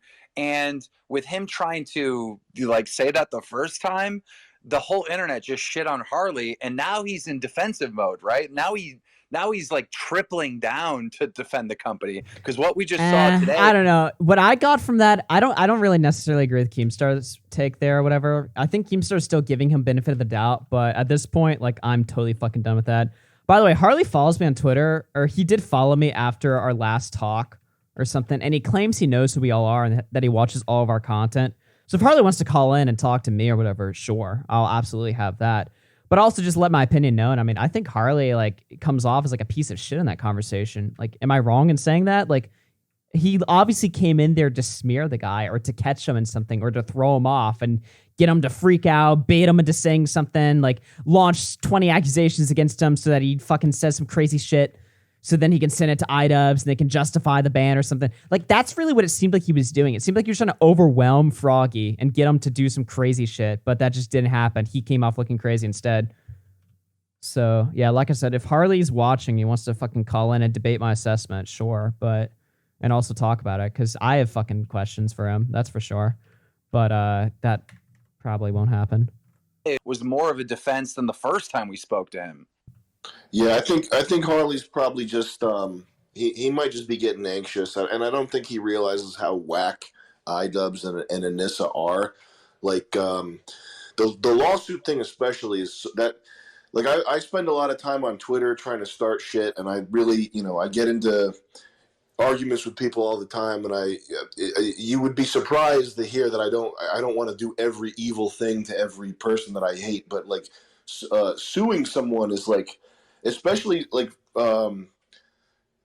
as a huge organization that has a lot of money behind it, threatening to sue some kid that doesn't have millions of dollars to defend himself, that's like that's a very low thing to do to somebody. Like, it's a loss. Keem, I'm sure you've had legal problems in the past. Yes. It's not fun and games, man. It's fucking like it's like life ruining shit potentially. If a big organization or somebody with money gets you in their sights and starts throwing that shit around, that's like, bullet in the head time. Yeah, I mean that's like the worst thing ever. And that's bullet in the head time. Okay. Thank you, Trans Flamingo, for joining RC. It's not a joke. It's premium. It's not like a retweet or some kind of like, funny threat or joke about someone like, oh, you're gay. It's not like that. It's like, here I'll threaten to ruin you. It's not good, man. It's like, and over what? A joke about OnlyFans? So to give the audience some perspective, I'm just going to throw a guess out there just because, I have been sued multiple times. I've won every time, but yeah, okay. FroggyFresh would be in a position where he'd have to sell his house basically to fight this lawsuit. Like that would be like for a normal, average, middle-class person, you're going to have to sell your home to fight a lawsuit like this. Like you're going to.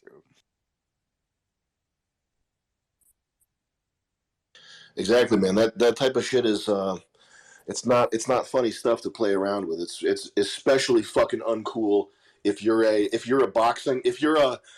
hey, we're all friends here. We're having good, clean fun in this boxing organization. We're all fun. Like this fake nice guy shit. This Nathan Barnatt dad guy. Let's go. These fucking beta male fake nice guys that would.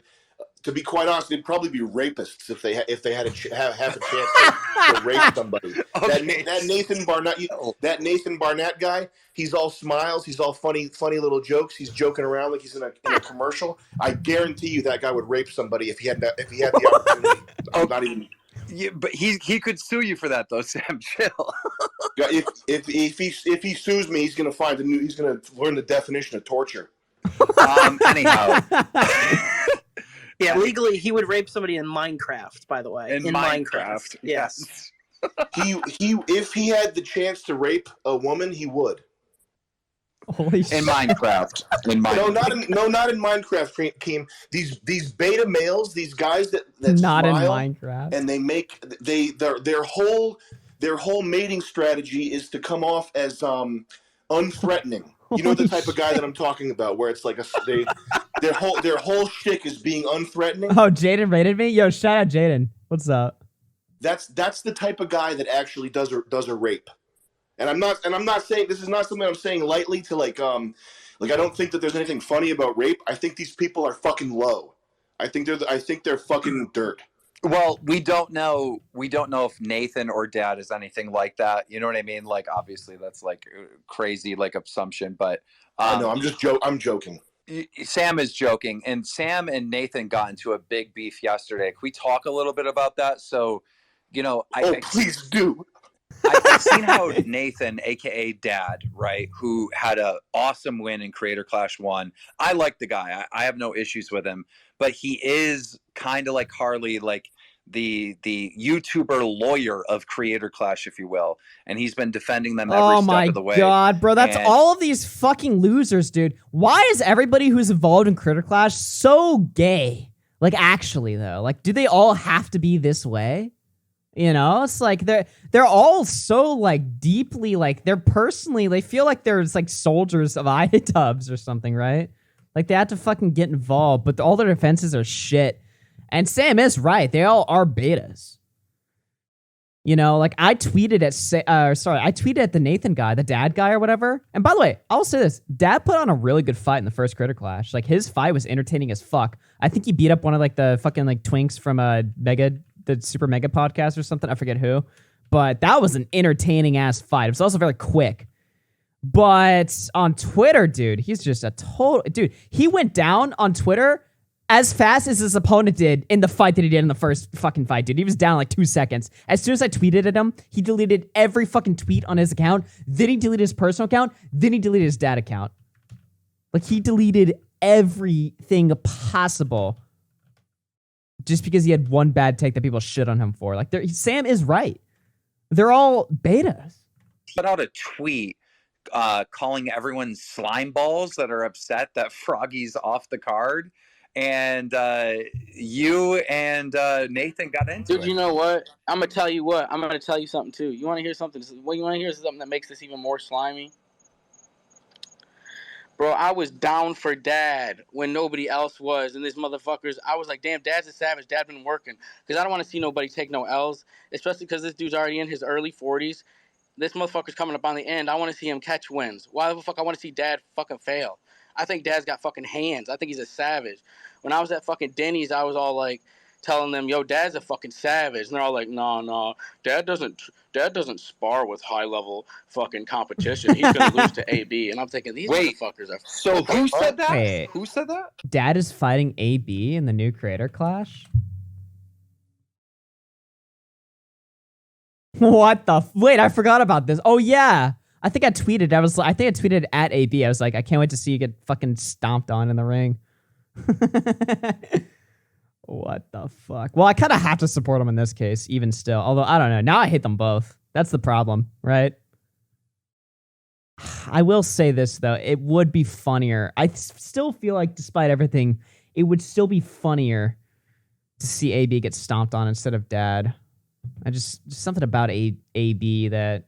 I mean, he's on the H3 podcast. That's kind of just grounds enough. You know what I mean?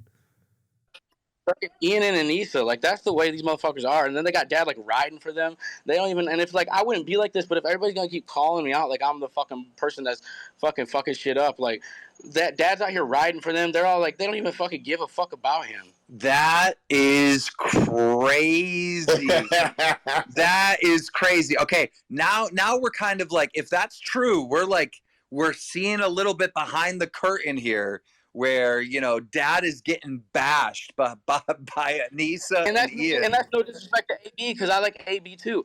I've got no problem with nobody in this event. Nobody. I got no problem with nobody in this event. It's for fucking charity. Why am I having some problem with somebody in this damn event? I made a joke that obviously people got upset about, and I got a text message that I responded to, and then 3 days later, a "you're fired" email. So it's like that's what it is. I want to go back to... You remember when I tweeted the other day about how Idubbbz and Anisa are just horrible fucking people? I mean, come on now, dude. It's just so obvious. Everything about this drama is just so obvious, you know? The funny part about it is just how the people that are like in bed in this situation, not only are they completely like, it's like they're stuck with defending something that's indefensible, but they also suck at arguing anyway. I want to go back. It's like, I feel like even if Dad is somehow in an alternate situation where Dad and Idubbbz and Anisa are all on the right, they would still lose. It's something Harley said, right? Now, first of all, I'm coming from a place where I know I was backing Harley in Creator Clash 1 and promoting the event, but really like excited about Harley. Epic Mealtime. Like, that's a guy I watched back in the day. That's a guy that inspired me. I remember there was a time for us gamers where we couldn't even get partnered on YouTube. They didn't partner gaming channels, right? And that motherfucker Harley came out in a limo with Epic Mealtime, and they had a saying called YouTube money, and all of us fucking gamers were saying it because we just got partnered and we got our first checks. Like, that guy is like a fucking hero to us. So I was backing him. I was defending him. And for him to spin that to, oh, you run a competitive thing and you were trying to get me in there and da-da-da-da. It's like, yes, that is true. But I also like generally like supported you and fuck with you. Yeah, why is Keem looking out for the best interest of his business like simultaneously? Why is that even like a bad thing necessarily, right? Like, oh, you supported me so that you wanted to sign me to your boxing event. Wow, Keem's such an evil guy, you know? Like, why?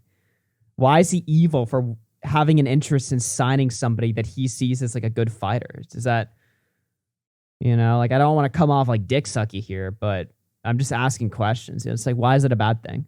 And so I seen him kind of like spin stuff on you, saying that basically you went to go train with Sam Hyde, and what did he say? After you hung out with Sam Hyde, you went to go do Sam Hyde's bidding and attacked Anisa.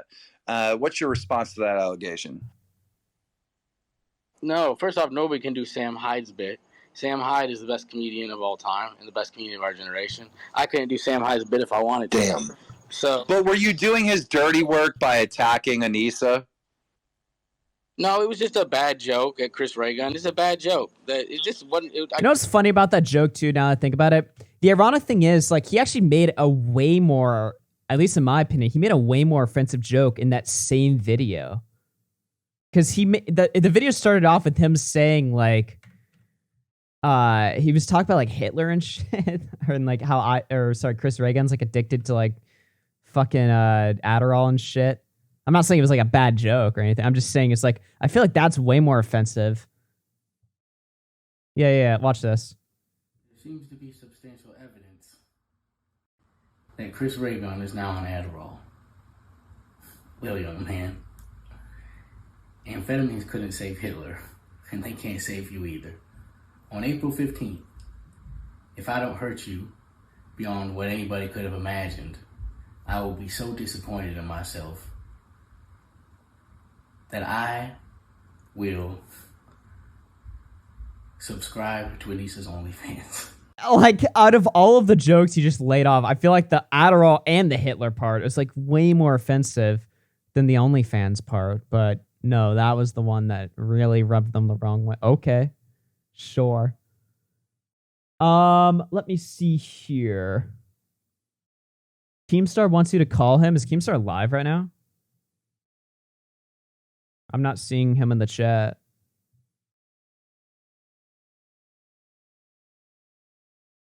Let me check. Augie's cucking Keem. Is Keem live? Where the fuck is Keemstar at? You tweet at me? No. You guys are baiting. It was a bad joke. This kid, he doesn't have like duplicity or manipulation in his DNA. He's not this type of dude. He came out here. First of all, we didn't talk about Anisa or Idubbbz at all, and his whole thing, like he's not a shit starter. I think people are reading into that the Chris Reagan Anisa joke like it's a streamer joke, I guess. I don't get it. I don't watch this streamer shit, but it's not like that. Like he's not trying to get up Anissa's ass the way I do. And I don't think FroggyFresh like has beef like that with even now with these two people. Like I think he's ready to. Weird to see Epic Mealtime involved in drama in 2023. I mean, yeah, apparently he watches all of us. He claims that he's like a big fan of like the type of content and stuff, which is also weird that he would use that as like a way to minimize Froggy's criticism. Oh, this is just content for the drama channels. He had to like walk some of that shit back in the first stream because he tried to. I couldn't really understand his point because it really did feel like he was trying to just shit on drama channels. But then when like we talked about it, he was like, no, I like you guys. I watch your content. I consume a ton of drama content. That's not what I'm saying. But it didn't really make that much sense. It seemed like that was exactly what he was saying. If they were like, apologize and you'll get your spot back as a fighter, I think he would do that. Not to speak out of turn for him, but I feel like it's not a beef thing. It's not like that. He just wants to do the fight that he was promised. Yeah. For those. By the way, how much you want to bet Edwin is crawling in Dad's DMs right now, fucking coping about how bad me and Nick and Boblax treated him, how we fucked him over and stuff, and oh, Dad, you have my sympathies, man. I see them going after you or whatever. They did the same thing to. How much you want to bet that's what Edwin's doing the fucking DMs right now instead of making content? That don't understand the lore or the joke that FroggyFresh was making. He basically told Chris Reagan if he loses, he's going to sub to Anisa's OnlyFans. Well, a lot of people don't understand that joke, but here's the joke. Chris Reagan and Anisa used to have a podcast together back in the day. This is like maybe 5 years ago, 6 years ago. And the internet started a rumor that the two of them are dating and secretly dating. So that is the joke. That is the basis of the joke. When you have a fight coming up, I mean, you're supposed to talk shit to your opponent, right? Like that's what you're supposed to do. So it's like that was his shit talk to. Am I right, Froggy? That is the context, right? Yeah, I mean, yeah. I was like, he definitely seemed jacked up on Adderall or whatever. I was like, damn, he's definitely on Adderall, especially because he's liking all these tweets and he's like popping all around like them snapper poppers that you get on the 4th of July. No, that's a co-poggy about Edwin. Oh, I'm mostly making a joke, but would you really be surprised? Bro, every single person I've ever had a fucking falling out with always does the same shit. Whoever I'm in beef with, they'll fucking cry to their fucking DMs. They'll be like, oh, I see you're in beef with Augie. Like, that guy sucks, you know? Like, that's just the natural, it's like a natural law or whatever. It's a hilarious phenomenon I've seen happen to myself like 100 fucking times. I'm just mostly joking, but also, like, that's a real thing that happens all the fucking time. Pop. Like, that's how he was moving. I was like, he's definitely on Adderall. I thought that would be something fun. Interesting. I understand that Sneeko is in the building. Sneeko, request. I think he has something to say on the matter, which will be interesting and make this even more toxic. Yeah, where do you go from here? You know, that statement, and I really, can we read the statement again, Bo Blacks, if you will, because it's so frustrating when we're seeing lines about, you know, they contacted him multiple times. He's saying, no, that didn't happen. All right. We're seeing the lines where, you know, he had multiple violations. What are these violations? Like the Anisa thing, yes, maybe that was in their code of conduct or whatever. But what are the other violations? I don't get it. What are they talking about? Like, if you're going to make a statement like that, why not just reference everything so you're transparent and there's no more mess, right? Like, this to me felt like a PR statement, all right? That was bullshit, like all PR statements are for fucking content creators or companies or whatever. And then to hide the fact of like wrongdoing or whatever, or a bad call for kicking him off, they donated the money. Now, them donating the money to Froggy's charities is a good thing, but it can't come after potential lies on the situation with no details. I mean, come on. Yeah, they say this post was to clarify. I really think the only reason they made this post is because Gideon from our last space had that like $1,000 or $100,000 charity bid. Bo Blacks is so correct on this one, actually. Yeah, because that's the whole thing, right? They made the conversation about charity, right? Immediately, that was the response. Oh, why'd you kick off FroggyFresh? But it's for charity. So then everyone was like, okay, well, we'll drop ridiculous amounts of money. Sam Hyde's like, I'll drop $500K and stop making videos. Gideon's like, I'll drop $100K. Everybody immediately is dropping loads of money, which looks horrible. It's like, okay, you want to make this about charity? Fine, we'll make it about charity then, motherfuckers. So then they have to like pay it out and not look like they don't care. But in reality, everybody involved in this situation is using charity as a fucking argument, except for me, because that seems, and also like, I don't know. It just seems like bullshit to turn this into a conversation about fucking charity, because again, it being about charity makes Idubbbz and Anisa look worse. You get Froggy back on, and they're like, oh, well, this kind of looks bad if we don't bring him back on and deny $100K to charity, so we're just going to say he's off, but... No one cares about the charity or whatever. Apparently, Airsoft Fatty was going nuclear about Idubbbz on stream. What? You have a link? But we're donating $100K to charity, so don't worry. Yo, that's so fucking funny, too, because it doesn't change anything. There's still $100K on the table that they're not accepting for charity. Yeah, maybe additional $100K. Bro, they should have just matched it and put him back on the card and stop being a... Yeah, in case anyone's confused, last space that we did, there was like 4,000 people here. Gideon said that he would donate $100,000. Nobody gives a fuck about charity. Yeah, I'll be honest with you guys. Like, do you think I'm personally invested in this at all? You know what I mean? Like, do you think that I mean, it sounds bad to say, but do you guys think that I'm the type I care about charity right now? Do you guys see me as somebody? I'm just being honest with my fucking feelings. I mean, this is entertainment to me in the world or whatever. Charity as like a blanket idea is nice, obviously. Which is why I want to see the FroggyFresh fight. But, like, I don't fucking realistically care. I think Harley cares. And I think that's admirable, but it doesn't give him an excuse to just come in here and try to fucking smear the dude that got fucked over. Creator Clash to go to all the charities if they put Froggy back on. And they've been silent. Like, look, as a fan of this YouTube stuff and watching YouTubers and whatnot, do you know how frustrating it is to not hear from either one of them, Anisa or Idubbbz? Like, they should just make a YouTube video and explain what's going on. Yeah, I think they should explain as well, or just say we made a mistake and like revert it. Because like, if I look very generously, like benefit of the doubt with what Harley was saying and what they're supposedly saying, like I guess it's in the clause that you shouldn't like shit talk or whatever. So he shat talk, and they're like, okay, you're off. But I still think like after listening to Froggy here and seeing the whole thing go down, like you can see that Froggy made a mistake. He didn't know that was in violation, and he clearly is a fan of everybody on the card and wants to do this for charity, and he's ready to fight. So just let him back on. It's not like Froggy, if you're let back on, it's not like you're gonna make another OnlyFans joke about Anisa, right? Like, no, I mean, like if they make me sign a contract that I can't, then I won't. You know, I find it so strange because it's like, you know, that was a joke. That was a joke. Obviously, I wouldn't do anything and to throw my own thing in there, if they let Froggy back on the card, I won't tweet at Ian or Anisa ever again. I'll shut up forever. How about that? Yeah. What the fuck, bro? Okay, so come on, man. Seriously?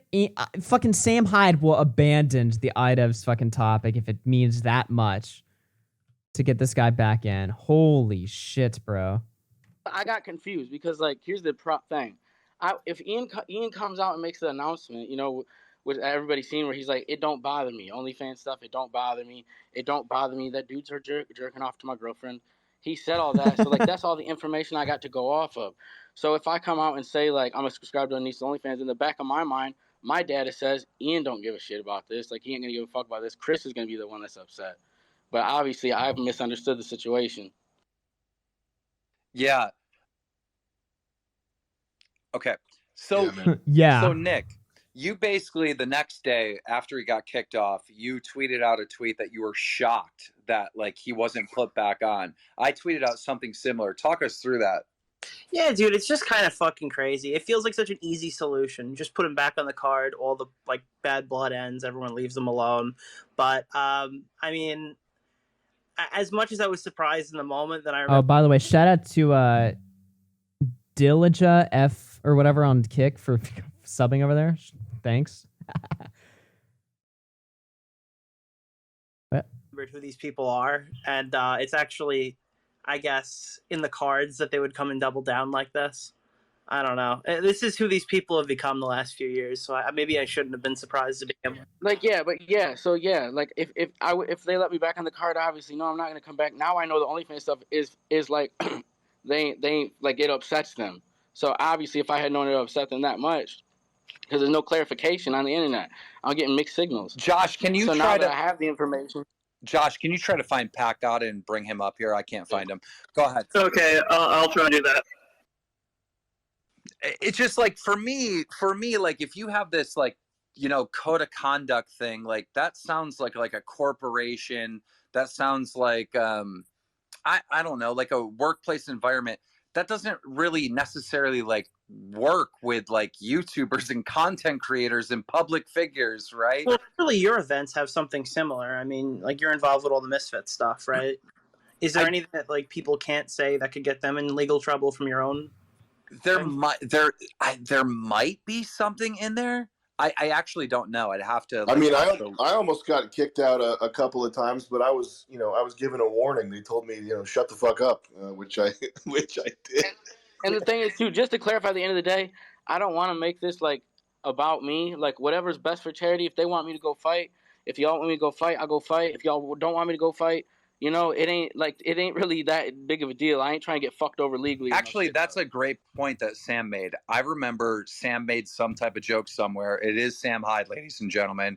And I remember reaching out to Sam being like, bro, just none of this until the fight. Like, I remember those conversations. It's like,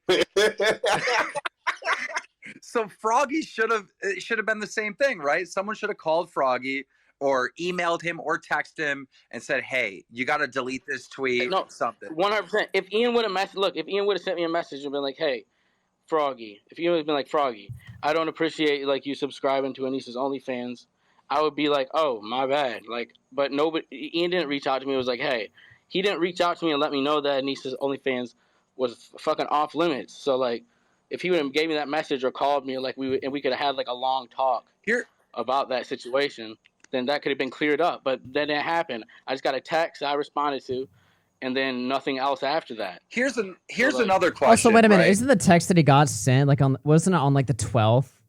like weeks ago before any of this happened, before the training with Sam Hyde or the jokes. I don't know, man. Shouldn't Idubbbz and Anisa have some like compassion? This is going on or whatever. Should we keep listening, chat, or should we talk about something else? Because I'm just trying to gauge interest in the topic right now. Lemon Coffee Shop with a $50. Hi. Well, listening to you go live and listening to Sam Hyde going on a rant is great. Thank you for that. Yeah, we can keep going. Passion for FroggyFresh when the mother is saying, I'm not gonna lie though, short like joke- I definitely feel a little blue-balled because Harley left so early. Like he can't just come in there with all that fire right at the start and just like leave. Like what? Like I feel totally like, I feel like Idubbbz right now. I just feel like cocked. It's like I want, you know what I mean? Like I'm not in a situation that I like right now. and stuff to him. Like the mother was saying some awful things, and I know the internet has seen some screenshots, but you haven't seen them all because remember, you know what? By the way, somebody has a link to Airsoft Fatty's go off stream against Idubbbz that allegedly exists. You can send a link to that or send it to me on Twitter or something. Otherwise, I'll probably look into that later. To be honest with you, I just want to clarify. Really, they want to know the main reason I even made them responses because I wanted to draw attention to what I knew was already happening. Because I had this gut feeling that I was about to get kicked out. So once I seen Anisa's mom talking about it public, I was like, oh shit, they're about to kick me out. Like, look at how Anisa's mom is already talking about me. I wanted people to see the tone of like how things were ran right there. So like I just wanted to get ahead of because I was like, oh, I got a feeling they're about to kick me out because like they're acting weird. I didn't get no text response from Justin Tracy. Like, and I was like, look at Anisa's mom already talking about kicking out the imp. I was like, look. That was the main reason I wanted to show that because I was like, look, this is the tone that they're about to kick me out with. And yeah, you knew the decision had been made. When you saw that, was that before or after you made the OnlyFans tweet, Froggy? After I seen that, I retweet. After I seen like Hope it's about replacing the imp, I already knew like, oh, they're kicking me out. And then so I just retweeted it. I retweeted it with the OnlyFans comment about Idubbbz being a pimp because like I knew like, oh, they're kicking me out anyways. Like fuck it. Yeah, man, they were gunning for you.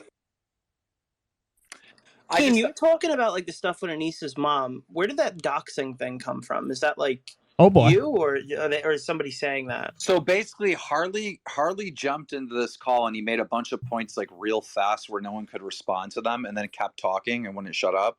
One of the things that he said was something about Froggy doxing Anisa's mom, and Froggy's counter to that is like, no, like her Twitter is very much public. There's a whole article. Yeah, there's like articles over Twitter. She's like publicly known as her daughter's moderator, going back as far as like 2016. Kotaku did a whole write up on her, not on Anisa. On Anisa's Dude, I love mom. how the definition of doxing just gets totally fucking raped every single month. Like, we're now debating as to whether or not FroggyFresh doxed Idubbbz's girlfriend's mom because she publicly tweeted at him and he responded to her tweets where she's insulting him. That's now considered a dox? What? Like, this is a public figure, too. Oh, well, public figure, it's not like, I don't know if you'd call her a public figure. I'm sorry, bro, but if you're engaging in the fucking community or whatever, if you're engaging on Twitter, talking shit on a public Twitter account, you're a public figure. People mix up public figure and like celebrity all the time or whatever. When I say public figure, I don't mean that you're famous or that you're well known. I just mean that you are a public figure. Hidden, I'll say that. She's pretty much out in the open, as out in the open as you could be. She's out in the open. She's, people know who she is, but she's not, I wouldn't say she's a public figure, but as soon as Froggy started responding to her, she deactivated her Twitter. Like, for instance, like everybody in this chat is a public figure by that. If you write something in the chat and then somebody like talks about that on the internet, you guys can't be like, what? They're reading my chat messages. I'm not a public figure. It's like, if you write that shit, what do you mean? That felt like real suspicious. Like they're trying to hide like part of the story, if that makes sense, right? So like Froggy's reacting, he's angry, you're calling me an imp, you're doing this, you're doing that. And then she deletes the whole history of everything she said. So I'm kind of frustrated that Idubbbz and Anisa haven't taken in consideration that part of this is just Froggy reacting to the mom going off, being completely unhinged. Yeah, but this new context adds a little bit to the discussion. So, like Harley was talking about, well, my mom would go and say some out-of-pocket shit. Okay, well, that's cool. I don't think your mom is as online as Anisa's mom. If Anisa's mom is moderating chat for like 4 years, odds are she understands internet etiquette and she knows what's going on, right? So she probably Sure would knew suck she if there's were an to call article out this explaining this, you person, know? there's a meaning. There's a chance this person's going to respond, right? I don't. Bro, this fucking drama is so let's not great. pretend this. Let's not infantilize her. It's kind of weird how I feel like this drama's been like, the internet's been edging for this to happen for fucking years now. Because, you know, it started with Idubbbz not making as many content cops, right? You know, people were hungry for some new Idubbbz content, and he wasn't making content cop, and the content he was making was a diversion. And then, of course, the OnlyFans thing happened. People have hated his girlfriend ever since they basically started dating. But the OnlyFans thing tipped him over the edge. But, you know, I just made a video and he was like, look, I'm still fine with jokes. So the internet couldn't really fully fucking turn on him, right? Because at that point, Idubbbz was still basically reasonable. But now, like 3 years later, like, it's just been like and then of course there was the Sam Hyde documentary and stuff. And Idubbbz looked really lame in that. But again, it just wasn't enough for the internet to turn on him. Now with this situation, I feel like they've been waiting just for a while for him to just fucking do some crazy shit, so people can finally just write him off as like a disgraced YouTuber. What's up, Dumpy? By the way, Dumpy, you know this is gonna happen to us, right? this is gonna be our arc. In 7 years, we're gonna be fucking lame as fuck, bro. Why don't you just text your daughter? That's strange.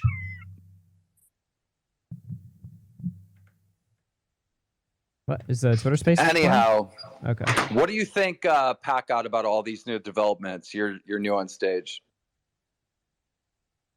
I was actually curious because I saw the post that they just made, and it seemed like they were trying to insinuate that he was having like multiple different breaches of their contract, like going back in the past. Is this like a topic that had been? It's my exact plan to follow Idubbbz's footsteps, dude. I couldn't think of a better blueprint to follow. You know what I mean? What's up, Jaden? Up at all, or is there any like actual backing behind that, or is this literally just about the OnlyFans thing still? Like, is there any new stuff that surfaced, or? We don't know because they didn't tell us. They just said multiple violations.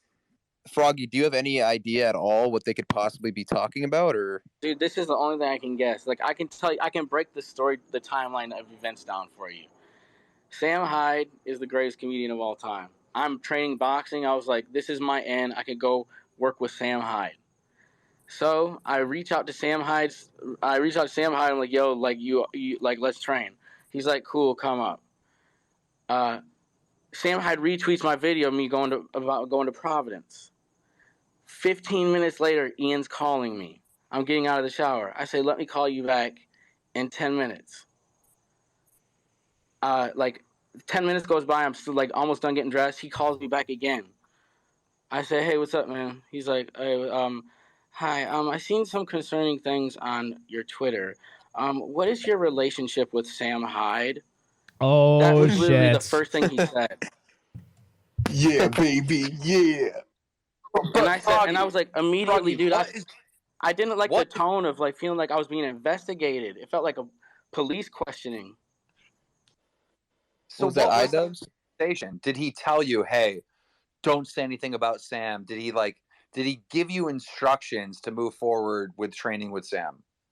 No, so like I don't remember exactly how the phone call went. It was like 3 minutes probably, and he was like, so what is your relationship with Sam Hyde? And I was like, what is this, an investigation? Because I was like, whoa, so like this beef is that real? Like as soon as I'm going to meet Sam Hyde, like it's already a problem. Is this Idubbbz? By the way, this is Idubbbz, right? Yeah, this is Ian. And What? so I was like, crazy.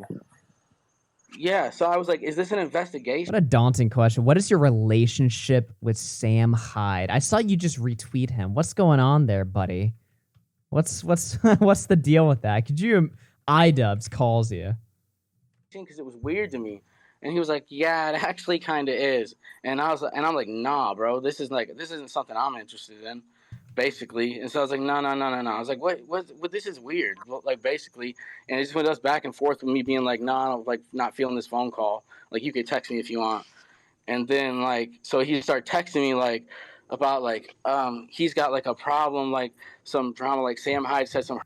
Sam was right when he said that it's all about him. Sam haunts Ian's dreams. Yeah, actually, though. What did he do, though? I tried to ask this in the last space, and basically what Nick told me was like, well, Sam Hyde is basically like responsible for ruining Ian's image because, you know, after Ian backed out of doing their interview or something like that with their documentary, Idubbbz looked really bad, and, you know, Sam Hyde basically represents what Idubbbz wanted to be, and now what, you know, he represents the culture that hates him, basically. So basically what I got is that Idubbbz hates Sam Hyde basically because of what he represents, but that just seems really fucking weird and paranoid and just like a odd way to view things. Heard things about him and his wife. Because again, like, why would you be mad at Sam and not just the audience in general? But also, why be mad at the audience? That's already a horrible position to be in. I guess it's just because, honestly, I think it's because once his girlfriend started doing OnlyFans, his audience was like, fuck you, you suck. And I guess that really, because Idubbbz is, you know, I mean, he takes that personally, I guess. You know what I mean? Like the internet turning on his fucking girlfriend. And so as a result of that, like the internet, he's really burned on it, I guess. He's burned on the internet, what they fucking did to him and stuff like that. But again, his position's always been like, jokes are fine. And that's all I see people do on the internet. It's just jokes are fine. Like if Sam personally did something to him, what did he do? And, oh, yeah, we're on the phone call. And he's like, Sam Hyde said some hurtful things about me and Anisa. And I'm like, dude, like, go talk to a therapist. Like, why is this my problem? Like, why are you putting do you know how many problems I already got at home? Like, do you know how many problems I have in my own life? You know how many problems I have in my own life? So now you're telling me, like, I can't be friends with Sam Hyde and this is your problem with him? Like, why is that my problem? Maxman with the 5. Is there anybody from that era that hasn't have some big drama or fall? I mean, Leafy. Leafy just got fucking like banned. He never really had like a controversy. Keemstar, I mean, that's a different story, but I don't know. The problem is that these guys, like, there's something psychological that's going on here with big YouTubers. Like, there is a phenomenon that takes place where a big YouTuber, especially one that comes from an edgy or like toxic background, like the more they exist in that world, the more that they don't become used to it. You would think that if you're somebody that's toxic, a shit poster, you tell jokes, you do all kinds of shit, right? You would be like that forever. Or at the very least, if you grow up and mature from that point, you would still have some respect for people that still engage in that type of behavior because you used to be like that, right? But the exact opposite is actually what naturally happens. I think when you're a big YouTuber and you live in this toxic ass fucking world, it just breaks you down and causes you to like go fucking nuts. And you start hating literally everything that not only you liked, but also made you cool. And then as a process, it's this like never ending self-harming spiral where you hate everybody that loved you. They turn on you, now they hate you, and then you hate them even more because they turned on you, and it's just this never-ending fucking cycle. And it just causes... It's like a form of... what is it? It's like a form of burnout where instead of getting bored of the internet and getting bored of doing the same thing over and over again, you just become like gay instead or something. I don't know. Does that make sense? Because, yeah, in my head, I would think like, oh, well, once toxic, always toxic, right? But that's really not the case. It's like kind of like what happened to Ethan Klein, too. It's very similar. You become resentful. Yeah, which is weird because you'd think you just get used to it or know the lay of the land.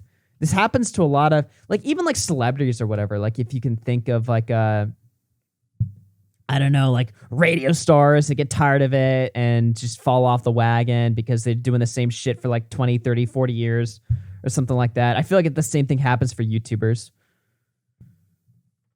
Yeah, Nick Cash burned out pretty quickly over drama. Like, he burned out immediately. I feel like that's what happens there. Oh, he's already turned on me. I don't know, man. Also, to be honest, in Idubbbz' situation, it is directly tied to his fucking woman because the internet turned on his woman. He loves his girl. He's a he's a big simp or whatever. So now he feels like the internet is personally out there to wrong his like relationship.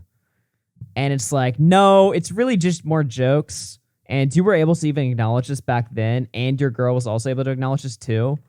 But I don't know, man. Or maybe they were always like this and they were just hiding it. Maybe Idubbbz was just like a grifter and he just, played off drama and toxicity to grow a brand. But in reality, he was always like this. And now he just doesn't see a point in putting up the facade anymore. I don't fucking know. Who cares? Dude, it's actually crazy. You know what the fucked up thing is? Idubbbz could just call me. If Idubbbz called me, like I've told him this. I told him if you ask me to stop, I'll stop. Like Idubbbz could have called me and been like, "Hey Sam." That's the thing, dude. It's like, hey, look at Sam. Don't you think the best thing that could come of this is if you and Ian just squashed it? Because really, like, what is the beef between any of us? If he had it called don't mean me, nothing. bro, if he had called me and he was like, "Sam, I know you're training FroggyFresh.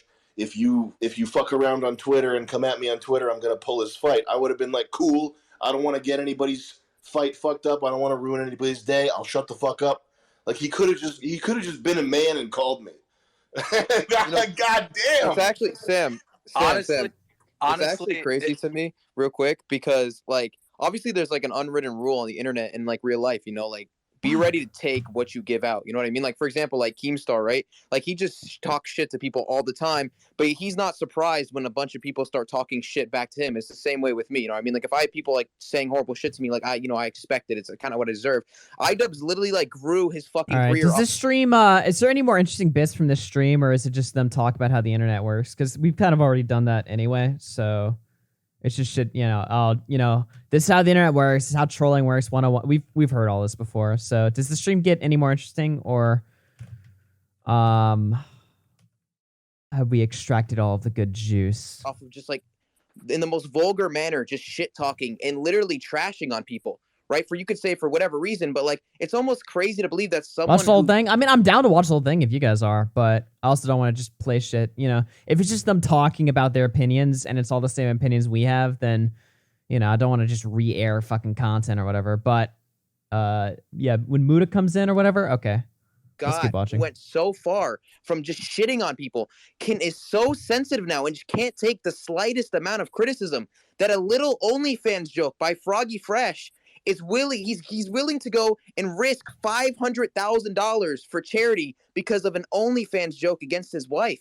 I mean, how much of a sensitive little bitch do you have to be? What the fuck? He's got that ego, bro. He's got that ego, and he knows he could call. Like, I'm not a sociopath. I'm not gonna like torture somebody that can't take it. He knows he could call me and tell me to just stop at any time. Like the last time. I mean, Jet's in here. Jet, the last time we talked to him on the phone, I had Julian text him from the phone and say, 911, there's a problem, please call. And Idubbbz called me. What the fuck? Wait, what? Sam's just messing around, and I think sometimes people take what Sam does like too seriously. And if like really all Sam is, he's a comedian that takes it all the way to the limit and then won't tell you he's fucking around because it breaks the joke. But if the point being, if Idubbbz called me and was like, yo, shut the fuck up and let's smooth this over and I'll get FroggyFresh's fight back, I'd be like, cool, you'll never hear from me again. I'll never tweet at you and Anisa again. Get my boy back on the... Like, I don't care. I don't have an ego like that. I'm not petty. But... Josh, can you bring Mutahar up? Based. Lord of War with the 5. Seeing Ian fall so far is ironic because he was friends with Filthy Frank, someone who laid out the perfect blueprint of how to leave behind an edgy past. Yeah, what's something funny about Filthy Frank that I noticed? Have you guys ever seen Filthy Frank's YouTube bio? Here, let me just go to YouTube.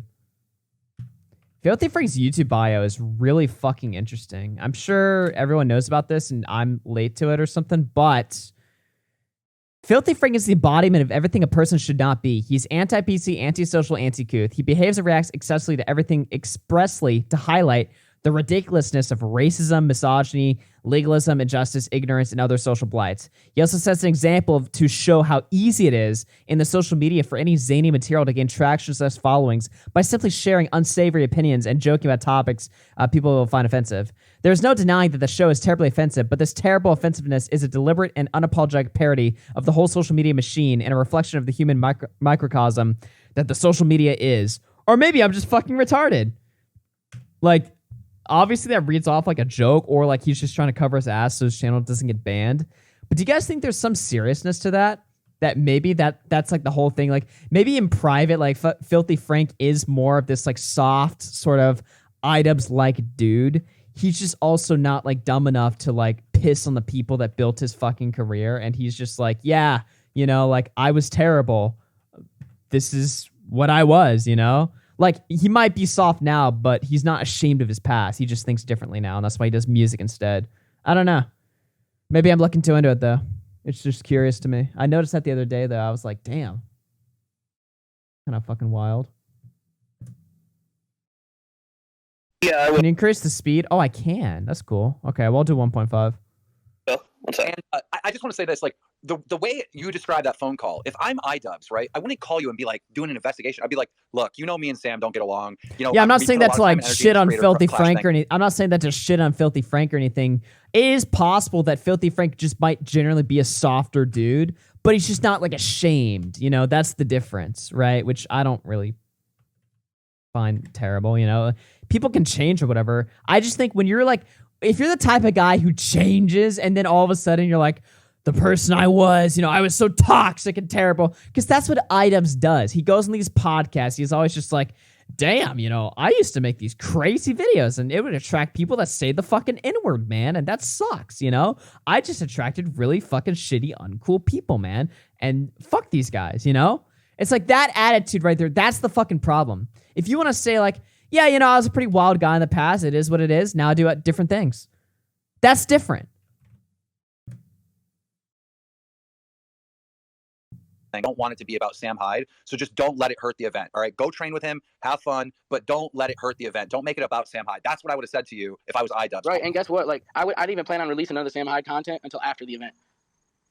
Didn't you tell them that? I thought you told them that. Ian requested it through text. He requested that I did that. What I didn't like that he requested that, because that's not. I don't think that's appropriate. I was like, I don't think you should be telling me when I can't release content. Like, this is my career. It's what I do for a living. You complied with it, right? But I was going to anyways. But I didn't like people telling me that. I thought that was out of line. Because it's not my problem that you have personal beef with the greatest comedian in the world. If I go to Providence, Rhode Island, and get an opportunity to work with him, that should be my option when I release that content. And it's got nothing to do with you. Not everything that people do with Sam Hyde involves Idubbbz, and I think that he misinterprets that. And it's like, so for him to tell me, hey, could you wait until after the event to release that? In my mind, I'm thinking, I mean, I could, but it's weird for you to tell me to do that because it's got nothing to do with you.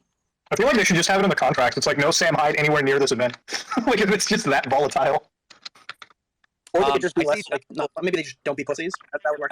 Yeah, I mean, that would be the ideal option, but like, if this is such a fucking like response to this, maybe just straight up mention it before you like kick people out of your fights and stuff and make this whole shit show. I wouldn't even take that personally at this point. I wouldn't even take that personally at this point. I think they should have that in the Do you guys think Critical is going to cover this? Do you guys think Critical is going to talk about Critter Clash? There's a big debate right now happening in the sub community as to whether or not Critical is going to shit on Idubbbz or if he's not going to go that fucking far. Because he was a commentator on the first Critter Clash. I hope so. No, maybe. No way. He did condemn them on Twitter a few days ago. He did tweet about it, but I don't know. Because a lot of people want him to make a video because when Critical speaks, he kind of adjusts the... Critical kind of has a total control of the YouTube pendulum. If Critical lays down his opinion, that kind of adjusts everyone else's opinions. So for him to condemn, which is crazy by the way, but that's just what it is. So people want him to make a video on this, but a lot of people think nah, he's not gonna fucking shit on Idubbbz or Anisa that fucking hard or put them through that much fucking hell. He's too friendly with them to do that. I wish he didn't, to be honest. The boilerplate there. So I see Def Noodles has requested to come up on stage. I did try to reach out to you privately a week ago or 2 weeks ago, but then your attorney told my attorney not to reach out to you, not to talk to you. So because of the lawsuit, we're gonna have to talk through lawyers. I apologize, but we can't have you on stage. Can you add your lawyer to the call? Imagine Wait a minute. Death Noodles' lawyer and my lawyer up here. Wait, why is... Okay, this is another fucking funny social phenomenon right here. So in the first Twitter space that we did with Keem like a few days ago, Death Noodles requested it, and I guess he requested in this space as well. So what's happening right there is really fucking funny. So Death Noodles has... The fact that Keemstar even responded Death positive right there indicates that Death has fallen so low that now the commentary community is willing to openly platform him in a non-hostile way because they view him as a complete joke. Like, Death Noodles has fallen so low that his opinion with everybody in the community has been reset because nobody takes him seriously anymore. Like, a few months ago, he was like the worst guy in the world, liar, fucking, worst person ever. Now he's such a nothing that people's opinions of him is just like basically reset. He's harmless now. That is fucking funny. You're hating the Sam Hyde fucking Retweeting the fucking fifth or something every 5 seconds. Wait, are you legally allowed to talk shit about Death Noodles right now? Like, will you get legal repercussions? Yeah, I can say whatever I want, but my attorneys tell me not to, and I'm sure his attorneys told him not to say anything about me, Okay. It's like one of those things. Fuck you, Death Noodles, you little bitch. Shut up, Pat God. Don't do that. Don't get me in trouble. I don't speak for Keem, I speak for myself. Anyhow, back on subject, please. Can we point out how Pat God brought up criticism in general about like this whole thing's not able to accept it? It's funny because like his content is what created like the modern drama sphere. Like everything that everybody does now is like downwind of what he was doing 5 years ago. So I just find that funny where he is now. Dude, I just realized something right when Nick said that. You know what? There's all these Twitter spaces Keem keeps doing where he's just raping Idubbbz over and over again. This is Keem's greatest 7-year-long payback plan after fucking Content Cop came out. I'm not even joking, dude. Content Cop came out, fucked Keem up, funny ass video, great points against Keem. 7 years later, now Keem gets his fucking long due torturous response, where now he has to just beat fucking Idubbbz up over the fucking coals for weeks as Idubbbz tries to launch this event, just getting completely just shit on by everybody. The commentary community, the fucking YouTube media, just completely destroying fucking Idubbbz, doing Keem's work. This is just the most hilarious revenge plan ever. Imagine a guy... Yo, what's up, Cheeto? Idubbbz, the person who replaced Day Cheese with Say N-word, wants to punish an OnlyFans joke. Yeah, also the guy that was like tweeting about raping people's daughters and shit too in like 2014. I know it's like old tweets or whatever. I'm not canceling him. I'm just saying it's like, come on, dude. I like Idubbbz creating a boxing event, and then the fighters can't talk shit to each other. They can't cause drama or to like stir hype for the event. It has to be like seen as like, this is about safety and athleticism and raising money. Safety in a boxing tournament. Bro, wait, dude, that's when Harley said that shit. That was so fucking weird. Do you see like Creator Clash as your competitor? Because now once everybody starts like fighting with each other, like the truth starts to come out, and they showed a lot of animosity through him there. I mean, do you look at a charity and go, this is something that Misfits competes with? No.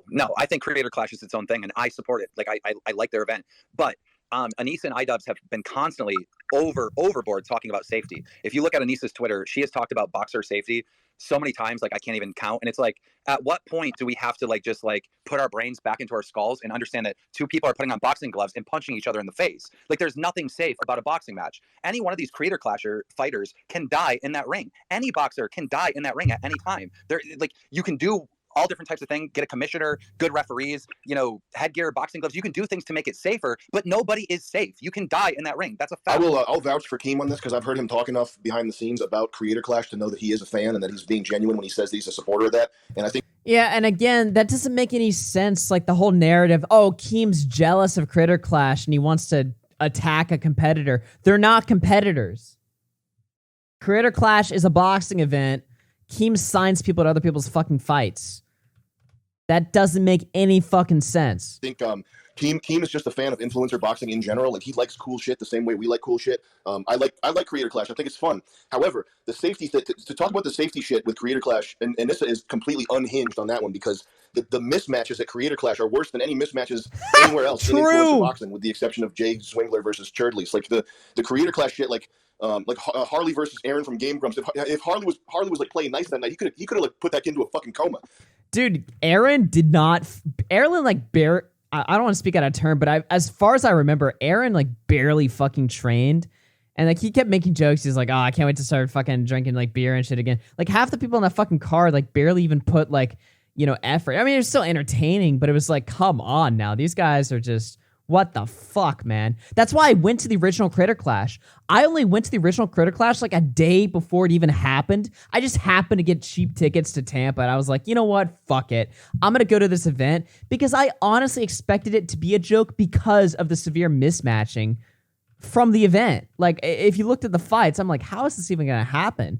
Now, it ended up being just fine. It worked out pretty well, but Sam's speaking facts here. The mismatches are not good on Creator Clash, man. It's like a lot of it is like one guy that's like fit and knows how to throw with power versus like a skinny, fat, pear-shaped dude that like thinks it's a big joke. Here's the issue. This is the main issue. Is Idubbbz and Anisa look at me like I'm their competition, and the stuff that I do in influencer boxing is their competition. Stupid. And I know that because they constantly take digs at me in interviews. That's like, so dumb, man. That's so not the way it. Like I wouldn't listen, Keem. If you were under attack for anything else, I wouldn't step up. And be like, Keem's the best guy in the world. But I know that that's not what you're thinking. I know that you're like wholeheartedly. You just want to see cool influencer boxing happen. No, Keem is not one of the type of people that's going to look down on events, even if he thinks like no matter what. He's not the type of person going to look down on another event.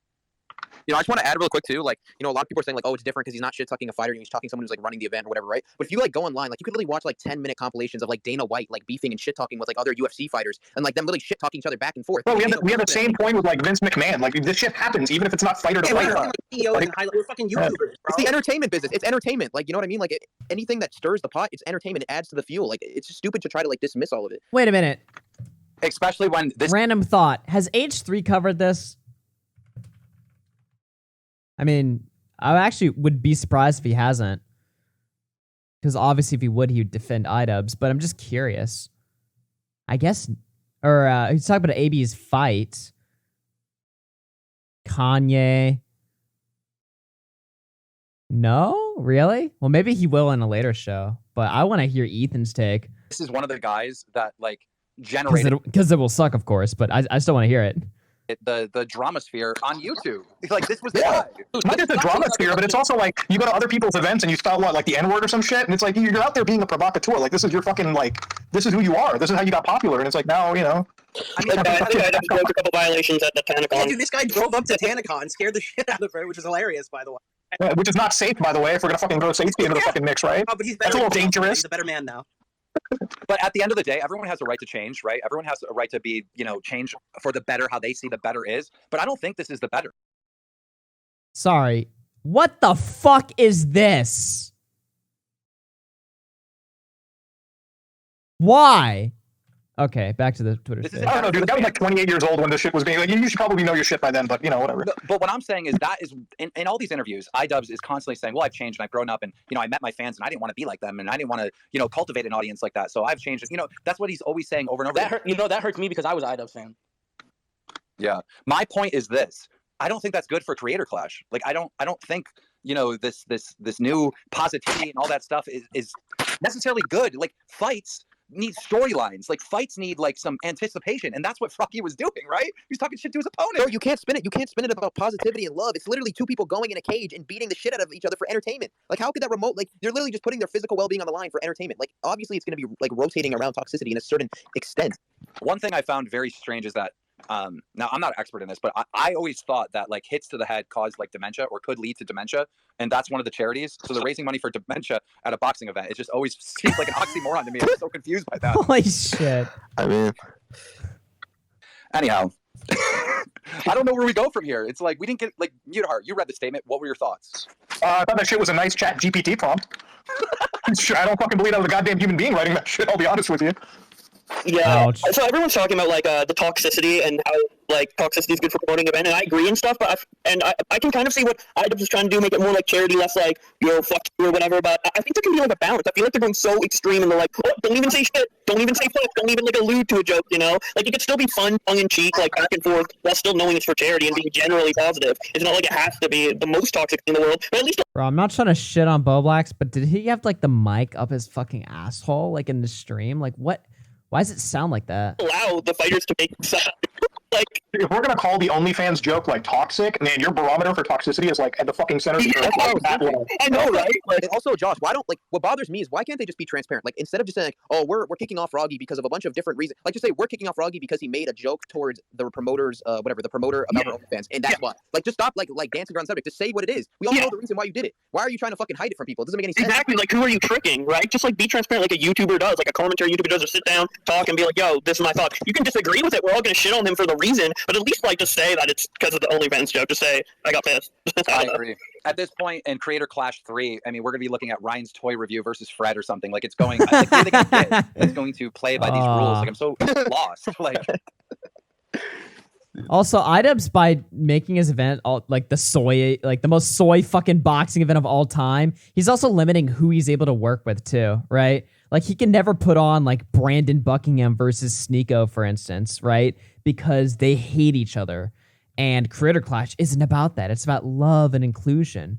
So who are you going to get on your fight? Like, that just limits you so much arbitrarily for like no fucking reason. Like, why would you put this fucking limiter on your event when you should be focusing on, okay, what's going to generate like the most hype, the most buzz, the most money, the most ticket sales, whatever, the most talk online or whatever. I mean, I'm not saying all the events should be fucking entirely focused on that, but it's also a fucking business, not a joke.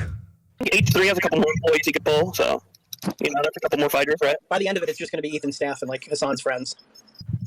So wait, what's the Ethan's staff and Hassan's friends from the fucking orgies that he was talking about. Ugh. If you're a fighter, listen, it's one thing if your fighter is like one day going around like he's turned full Kanye, you know what I mean? Like, you got your full anti-Semitism, you got some racism thrown in there, like everything out of the mix, right? But it's like, this is such a like light jab even. And this is coming from a person whose history is not delivering light fucking jabs. So you just got Keemstar would sign Kanye in 2 seconds. Come on now. It's super duper weird to me. It's like, why? Like, it'd be one thing if this was like a fucking event hosted by like Blippi or Ryan's Toys Reviews, right? Like, oh shit, it's a children oriented event. I get it. You can't even fucking say the word fudge if you wanted to. But like, this is hosted by like, what? Guys, we gotta understand one important point, all right, that I keep forgetting about. At Creator Clash 1, they banned Sam Hyde, and they made statements that Sam Hyde would never be on any reputable program. No reputable boxing organization would have Sam Hyde. What an incredibly cuntish thing to say. What did Sam Hyde say to Idubbbz and Anisa that was so bad? That was worse than that. Like, Idubbbz and Anisa saying he'll never be signed to a real event. That's such a cunt thing to say. It's like, really? You guys are the kind people and he's the toxic one? An injustice. I wanted to do right by that, right? And Sam Hyde fucking boxed on that comment. I'm not even joking. That comment is like a trillion times more offensive inherently than the OnlyFans joke. You're basically saying he's like worthless. He'll never amount to fucking anything in the boxing world. And it's also coming from like no experience too. So it's even more retarded. It's like, not only is it such a cunty thing to say, but it comes from like no background. Like, what do Idubbbz and Anisa know about signing shit? Sure, they run their own card. They can sign YouTubers that are their friends. But what do they know about working with people in like real boxing events that aren't treated as much of a joke as this one is? So it's just like ignorant too. He trended worldwide, went absolutely viral. And so maybe it's salt from all of that. Like, the minute Froggy goes to train with Sam, it's like, no, not again. 100%. I think that's, listen, I know psychopaths. I've worked in mental institutions. I've worked with prisoners. I know how these people think. I know how the lowest of humanity thinks. I know how Idubbbz thinks, and I know how drunk Anisa thinks. That's exactly the situation, team. Sam, can you talk about the first Creator Clash and the conflict that your team had with Anisa and Ian? Can you talk about that, like what that experience was like? Of course, Anisa and Ian. we should start calling him Ian. Ian. Him taking her last name is so awesome, man. Ian. I forgot. So I bought 5 front row tickets. I spent something like $20,000 on front row tickets for Creator Clash 1. And I forgot exactly why Ian had his panties in a bunch over my existence at that point. But what he did was, instead of canceling my tickets, instead of telling me that I wasn't invited, he waited until he was going to wait until I showed up there in person. The reason I didn't show up there in person at Creator Clash 1 was because I was too lazy and I didn't want to fly down. But and I also thought it would be funny to have the 5 front row seats be empty. But he was going to spring that on me. He was going to wait until I got to Tampa to tell me that I was banned from the event. How crazy is that, man? No, that sounds familiar. I'm going to tell you why that sounds familiar. Because when I told him, when he asked me to like about the Sam Hyde stuff, and was like without telling me, it was like he was without telling me I wasn't allowed to go work with Sam Hyde. It was like he kept telling me I wasn't allowed to work Sam Hyde over the course of like 20 text exchanges that like we could get into another time. But I kept asking him, okay, look, I'm going to work with Sam Hyde. It's got nothing to do with you. Am I kicked out of the event? And he would say da da da da da da da, and not answer my question. I said, dude, look, am I kicked out of the event? And then he'd send me another paragraph not answering my question. And I'd be like, dude, am I kicked out of the event? Like I have to schedule practice for this week right now. What a weird schizo freak. You know, like he's just sending these paragraphs of like delusional, like what is he even saying? I want to see the messages. Froggy needs to leak the messages at this point. What does he have to lose? Obviously, Idubbbz fucking hates him forever. I need to see these. And then he was like, ultimately, it's your decision. That was the last text we had. So I'm like, ultimately, it's my decision. What? I'm going to work with Sam Hyde. He's a comedian. It's got nothing to do with you. So yes. So I said, okay, thanks. I'll fight. So that was like a week before I'm going to go see Sam Hyde. So then I'm in Providence for a week. So then he waits like 2 weeks to kick me out. Like that's why I kept asking him, like, am I done now? Because I need to know. Because I'm scheduling training and stuff. Like that sounds similar to Sam knowing he was going to like spring it on him to the last minute. Wait till you get to Tampa and then tell you you're not allowed in. Like that's why I'm asking for a heads up. Like obviously this whole Sam Hyde thing's got you shook for some reason when you could literally just call the dude and just be like, hey Sam, like let's squash all this. I know like it ain't because it's not. You think Sam sits in his office all day while he's writing the script for damn fucking MD2 and shit? You think he's sitting there like, hey, how can we fuck with Ian and Anisa today? Well, I'm trying to get my $1 million round. Dude, Froggy, I think that you should do a live stream, like a whole concert, like a whole show, raise a bunch of money for charity on April 15th. Yeah, I'm down for whatever makes people happy about the situation. If y'all want me to go away, I'll go away. If y'all want me to fight, I'll fight. If y'all want me to do a concert, I do a concert. Whatever makes people happy, like cool. Well, think about how many people are not going to be watching Creator Clash because you're not involved, right? Well, I mean, they could watch both because I mean, shit, that's more to charity. Whatever y'all want to do. I'm just saying, like, that money should still go to your charities that you're trying to raise for, you know? Yeah, for sure. I mean, who's got it worse than fucking kids with cancer? That's like the only fun part of life. Bro, isn't it just crazy? Like, Froggy's just such a nice guy. Like, he's like the least like toxic person I think I actually know. It's like insane. It's funny because Anisa's mom was more toxic than he was in the toxic exchange. I know. I only got toxic like that because I knew I was kicked out and I was just like, fuck it. It's weird, just like of all people, it happens like Froggy. Like, it just doesn't make any sense. I don't get it. Like I said, it'd be one thing if it was the most fucked up jokes that you were going off, if you were just saying some wild shit, but it's like, it was one very light OnlyFans joke, and it's just, all right, removed. So unless there's like a million things you've done behind the scenes that we have no fucking idea of, it just sounds like such an over. That's what they're making it seem like. They're making it seem like there's a million things that he's done behind the scenes. That's what they're literally saying. That's why I said that ChatGPT prompt. It's like none of those fucking things mean shit to me if you're like, just say, oh, because of a million things behind the scenes that you also don't elaborate on. Like, what? Like, if you told me what he did behind the scenes, maybe I'd be more sympathetic towards your cause, right? Yeah, we have no details. Like, how? Look, if I'm going to be fair and balanced, how can I when I don't know your side? All I see is what's available to me publicly, and then you kick him, and I'm like, well, that's an overreaction. Like, give me your side. What exactly is the issue? Well, they're saying, Keemstar, they're saying that he violated their quote-unquote legally binding code of conduct. They're saying he violated that. So my question is making an OnlyFans joke part of the legally binding code of conduct? I mean, Froggy, have you seen the code of conduct? Legally binding, by the way. Yeah, he broke the law, I guess. Legally binding contract. He broke the law by making his OnlyFans jokes. He put everybody at risk, everybody at danger.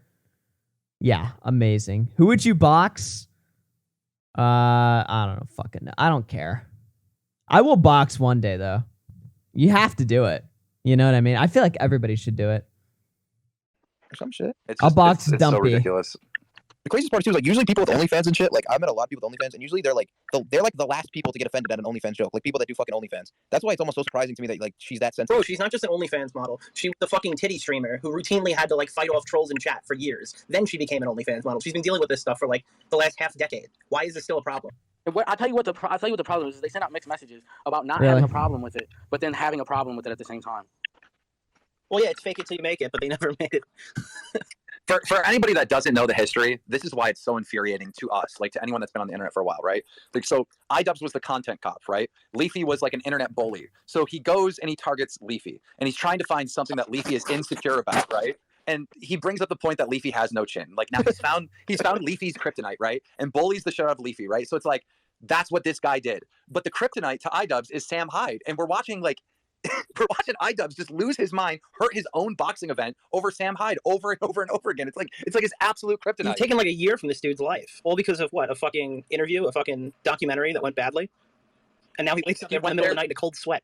And like I feel like I should just address like one thing too. And like I feel like not to like shit talk nobody or anything like that, but like the whole like thing with like Anisa's like, oh, Anisa's like a mother hen that just like tucks you in and you get a cup of milk and a cookie before bed. Like Anisa never reached out to me one time about anything regarding my training, a single time. And I'm not even trying to be like, it's just like when they come out with these statements, it's like it's such a caring environment where everyone is happy and we all wear the same Nike tracksuits. It's just like, no, just don't do that, then I don't gotta address it. Right. Dad kept making those statements that, like, look, Anisa's the one that calls you all the time to check in on you and make sure you're okay. And, like, maybe that's true with Dad. Maybe that is his experience. But that's not been Froggy's. Like, Froggy has said from the very beginning, they don't call him. No, dude, I got 3 calls from Ian, bro. I got one call from Ian when we were trying to figure out how I could pay for training leading up to the event. I got another call from Ian when he was about to fight Greg Paul. Hold up. Here's another opportunity. This is what really blows my mind, okay? Greg Paul was in the cards for Ian to fight. Greg Paul. And I'm like, I suggested this before. I suggested it to Ian when we first started talking. I was like, dude, you should fight Greg Paul. It's so crazy because what Froggy's saying, when he's saying he's being like legally threatened by like Idubbbz, like to where they like, oh, give us back the 15K we paid you to train, even though you used that for the training and then got kicked out of the fight. Give us that money back and shut the fuck up. And then we'll leave you alone after that, which is like the worst deal of all time. You know, that also means that Idubbbz and Anisa are probably never going to address this unless the internet forces it out of them more. I mean, when I say address it, you might be saying like, what do you mean address it, Augie? They address it today in their new statement. No, I don't mean like address it in a fucking state. I mean like face it. You know what I mean? Like talk about it. Like that's never going to happen. They're clearly, you know, if they're resorting to like legal tactics to like shut them up, that tells you everything. And he was like, blah, blah, blah. Then Greg Paul's in the card. He calls me. I'm like, dude, do it 100%. Like, this fight will sell out if you fucking fight Greg Paul. 1,000%. He doesn't fucking take the fight with Greg Paul. You want to know why? Because Greg Paul has got this motherfucking roofing hands. Them I fix fucking railroad track hands. And I'll tell you right now, Ian did not want to get beat up by no 42-year-old dude who can do your roof in fucking 2.5 hours, who's done landscaping for all of Ohio, who's literally probably got the state on his fucking back. What the so fuck? Ian did not want that. That was, look, you know what? I've been saying this.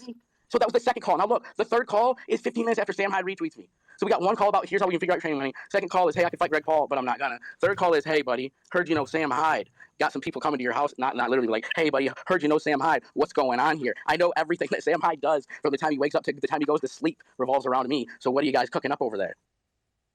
Yeah, to talk about Greg Paul would have destroyed Idubbbz. Greg Paul would destroy fucking anybody in this. Greg Paul, let's give respect to Greg Paul in the state of Ohio and what they've made. Because the fucking Pauls, them ain't no fucking joke. I wouldn't fight Greg Paul if I was Ian. So I'm not even mad at him for that. But I'm saying if it's for charity, you got to take that Greg Paul ass whipping and you saw at that damn arena.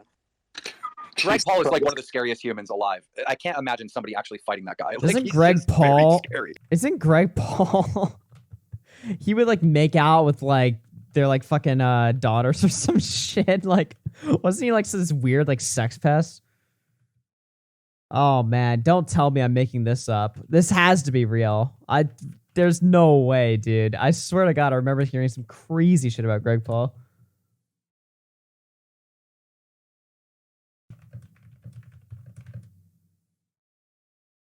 It was some weird shit. Ew.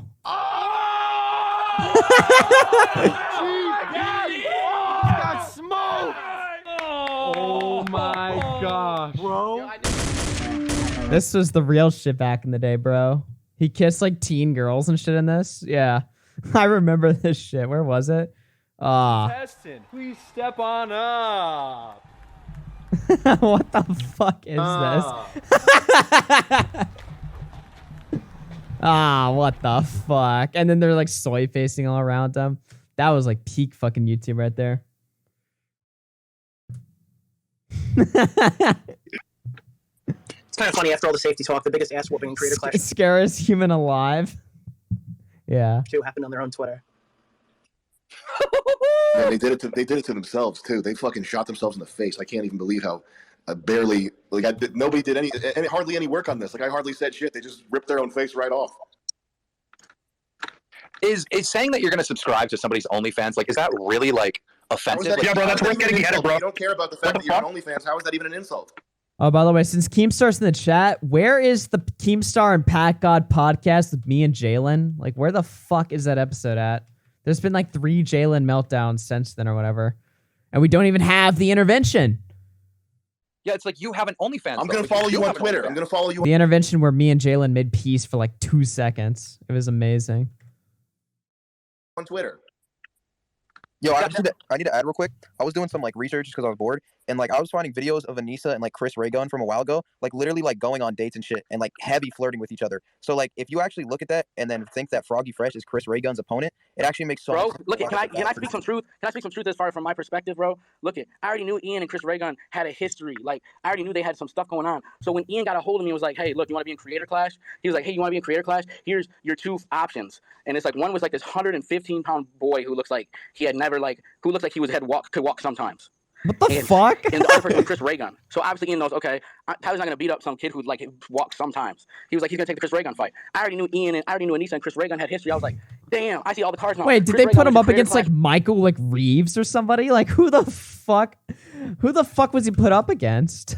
You know? One, and like went there and he probably had sex that night and was like, shit, I could beat up fucking Michael Reeves and Stephen Graham. And he was like, Anisa put me in this bitch. And he was like, this is how it happened. And he was like, oh shit, fucking hold on. So when Ian got a hold of me and like went there and he probably had sex that night and was like, shit, I could beat up fucking Michael Reeves and Stephen Graham. And he was like, Anisa put me in this bitch. Oh, I guessed him correctly there. What the fuck? I got that completely right. And he was like, this is how it happened. And he was like, oh shit, fucking Anisa's boyfriend's gonna be fighting. He's gonna win his fucking fight against these fucking nerds. And then it's gonna be like Anisa and fucking him celebrate while I get my fucking face punched in. Ricky Burke was his other option. So I'm thinking, this motherfucker wants me to beat the shit out of Chris Ray Gun because he knows like I'm one of these creators that don't fucking got like pillow hands. Wait, Froggy. He brings my trailer park ass in there because he wants me to fuck up Chris Ray Gun. And I was like, I mean, fuck it, whatever like brings money for charity is what I'm down for.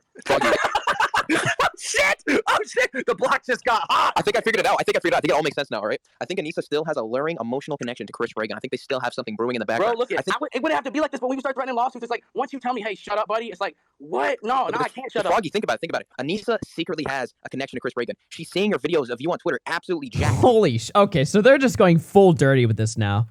So now at this point, everyone's like, how far are we into the stream? We're like an hour and a half into the stream where it's just nothing but just beating the fuck out of Idubbbz' dead, bloodied up corpse. So now everyone on this panel is so hateful of Idubbbz. They're now coming up with conspiracies live on the air about how Anisa wants Chris Reagan's cock. She still likes him. Idubbbz is insecure. FroggyFresh is openly saying that he's coming up with a conspiracy about how Idubbbz wanted FroggyFresh to beat up the fucking guy that was gonna fuck his girlfriend. So they're just going full dirty with it right now. Like, no fucks given whatsoever. This is amazing. This is amazing to see. I mean, I'm not saying that in like a bad way where I'm like blaming them either. You know what I mean? I'm just like doing some little observational shit right here. It's just funny because it's like before when you watch a stream, everyone's trying to be fair and be the nice guy and stuff.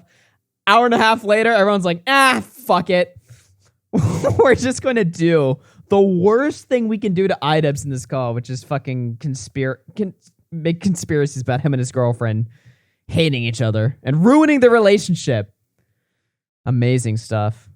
Ready to beat the shit out of him. She can't help watch her secret love Chris Reagan get his ass kicked, so she needs to do anything she can to stop it. Right, I didn't even know I was this good at boxing, but the websites are giving me like a 93% chance of winning just because they can tell what trailer park I grew up in. Dude, this is wildly insane because like, look, what kind of proof or evidence is there out there of Chris Reagan and Anisa like being a thing? Because I'll tell you what evidence there is. Bro, when we gone out to damn Denny's in this when that Mucha Lucha, shout out to John Hennigan, the Mucha Lucha wrestling event. Bro, Chris and Ian, Anisa and Chris got so much damn chemistry. I swear to God, they were damn talking the whole damn night back and forth to each other. When I would try to talk to Chris Reagan, it looked like Anisa would get upset at me. And I'll be honest with you, I was feeling Chris Reagan too, so I even get it. Because I was feeling Chris Reagan. I was like, dude, if I was bi or gay, I fuck with Chris Reagan heavy. So like, me and Chris would be chatting it up. Chris would be chatting it up, it was like Anisa would be looking at me like I was trying to take her fucking man. God damn. Keem, to answer your question too, I'm literally watching a video right now on Anisa's YouTube channel, and she's like, basically, it looks like they're dating. Like, if you were to show this to anybody, they look like they're dating. All right, we need to watch this video. One in the chat if you guys want to watch this shit. Ian got a vasectomy because Chris is going to fill Anisa up. Oh, okay, hold on now. What the fuck are people talking about? Anisa, Chris Reagan.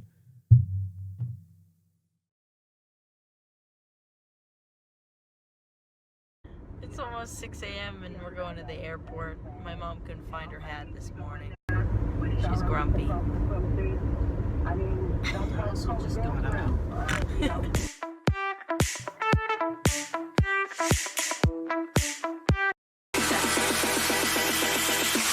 Alright, so I've landed, but I don't know where small Puerto Rican boy is. So I'm trying to find him. Maybe he wasn't waiting at the gate. I could have sworn he was waiting at the gate though. What is this tweet Michael keeps spamming? This is still here, by the way. Kill me. That's my kiss mark. No, this can't be real. Wait a minute. Why would she tweet that in the replies? All right, well, allegedly from the Alberto Commission, we have this evidence right here.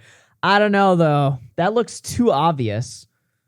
This kind of reeks of, I'm not gonna lie, it does reek. And also, the other thing that's like weird about this image, if you look at it, is like, why is the likes, look at the graphical inaccuracies here, like these two fucking lines, and how the like button, or the heart button is missing and stuff like that.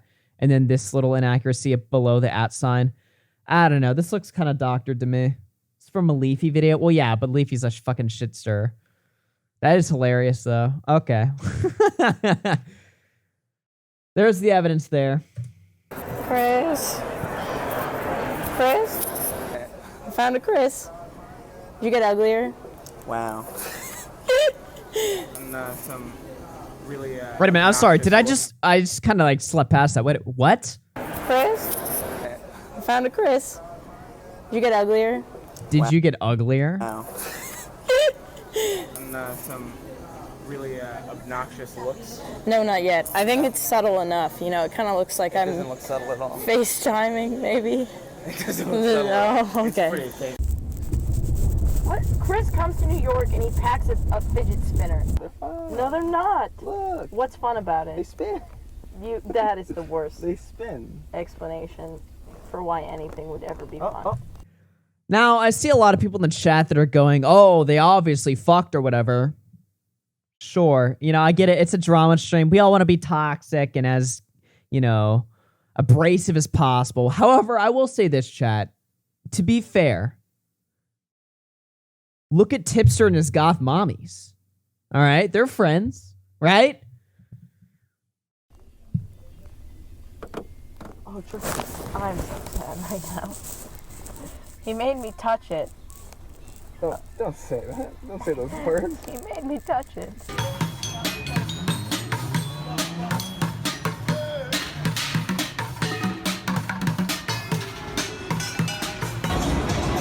This is Snapple number 2 for Chris. I'm keeping track of your Snapple consumption. All right, whatever. I'm not going to watch the whole thing. What is this? Idubbbz girlfriend talking trash. Apparently she gets jealous over Lacey Green or some shit. What's it like to hear Ian do a bad unboxing? I mean, he's in a different room, so you just hear a lot of yelling. It's interesting. Yeah, oh yeah, you've heard it too, haven't you? Because you came over. Wait, Augie, look up the video. Do you have a link to that? Or what's the video called? I'll just type it in the search bar.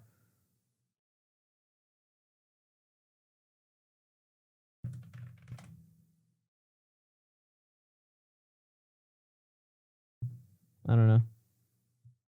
I can't call in if I do Augie's show. Augie's show will get 10 times better and I won't get credit. Amazing.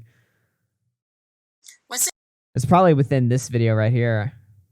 it like to hear Ian do a bad unboxing? I mean, he's in a different room, so you just hear a lot of yelling. It's interesting. Yeah, oh yeah, you've heard it too, haven't you? Because you came over that one time. And it's just a bunch of yelling, like random He just shit. walked out of that fucking room. Yeah, oh yeah, yeah. I mean, that's his office, and my office is like the one. But it's just like a bunch of just fucking autistic screeching for like hours. And then he emerges like in a pile of shit.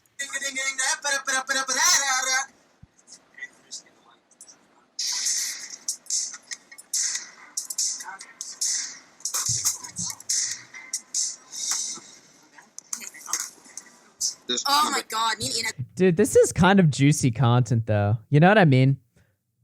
There's so much in this clip alone. If you want to just like be like the guy to just micro analyze everything, there's just so much you could like extract from these clips.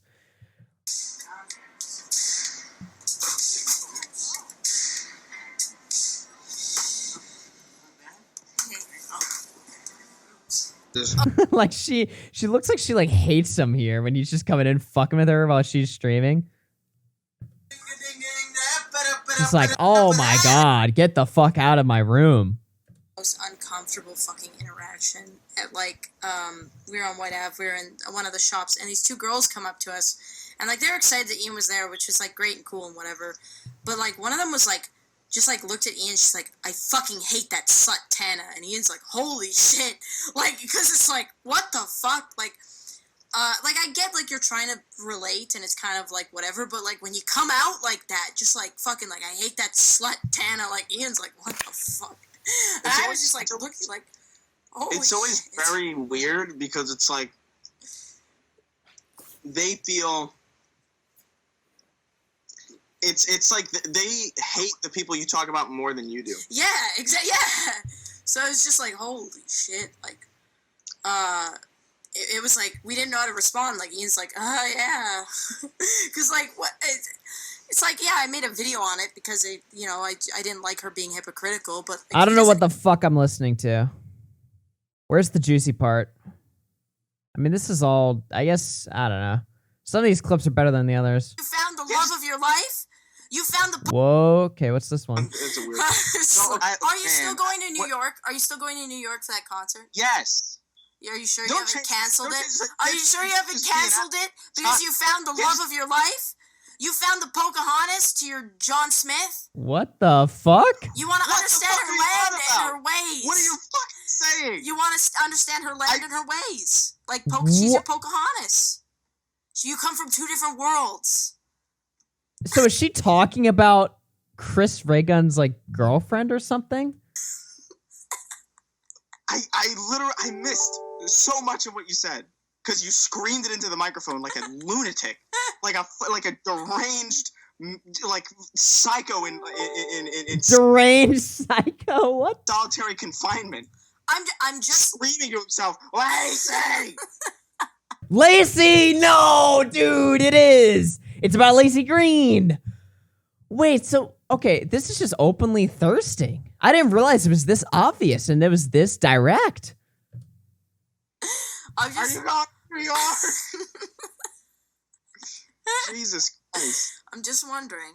You doxed him. I'm just wondering. By accident. It was an accident. Listen, we can have another Keem podcast. When I went into his stream, he called me Idubbbz' girlfriend and pretended that he didn't know who I was. And then at the end, he went, "Oh yeah, I was on a podcast with you. It was fun. We should do it again." And I was like, "You cunt. You know who I am, piece of shit." 2 podcasts in a row. That's terrible. Well, I mean, it's been a fucking month. No, but it'd still be in a row. Fine, we'll get your fucking cunted girlfriend on here. No, Whoa. We'll get your fucking cunted girlfriend on here. No, we'll find. I thought that VidCon was like the 23rd or something. Turns out it's not. You know what you're doing? What am I doing? You're breaking my trust and in turn my heart. What? What? She said, okay, really? She just has to say it like that? Dude, shit like this makes me now think, what? I got banned again? Really? Okay, that's cool. Why? Why did my fucking account get banned? Dude, shit like this really... Oh, Ghosty DMCA'd me. So I've been banned for 14 days. Because Ghosty, the retard, I guess DMCA'd me for sharing private media. Even though I only shared that because he shared private DMs of somebody else. So I'm banned for 2 weeks because of Ghosty. And if you don't know who that is, it's not even worth learning about. But if you do know, then you know. Or wait, am I allowed to tweet?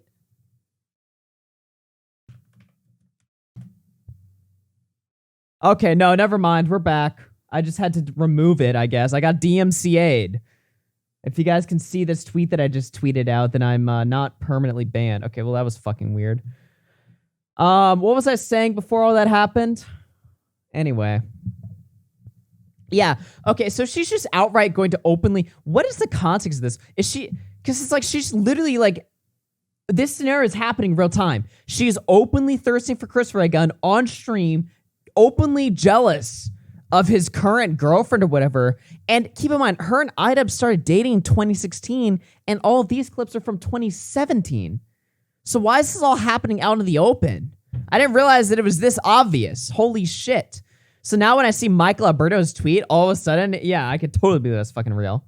Based on, I mean, unless these clips are just like the most doctored, edited, out of context clips of all time, but it's just, I don't see it, man. I don't know. What in God's non-existent name are you talking about? I've sacrificed so much for this podcast. All the little Tumblrinas telling me that I'm cheating on my boy with you because we do a podcast. All the angry little fucking lol cowers out there. What? Okay, and I reach out my hand and I say, "Here, Chris, let's ignore the haters. Let's make a podcast anyways." And then you turn around and you bite. Ow, Peter. My pants. You fucking, you piece of shit. What's up? Are you streaming? Yeah, I look like he's a shit. drunk. I'm wearing absolutely no makeup on.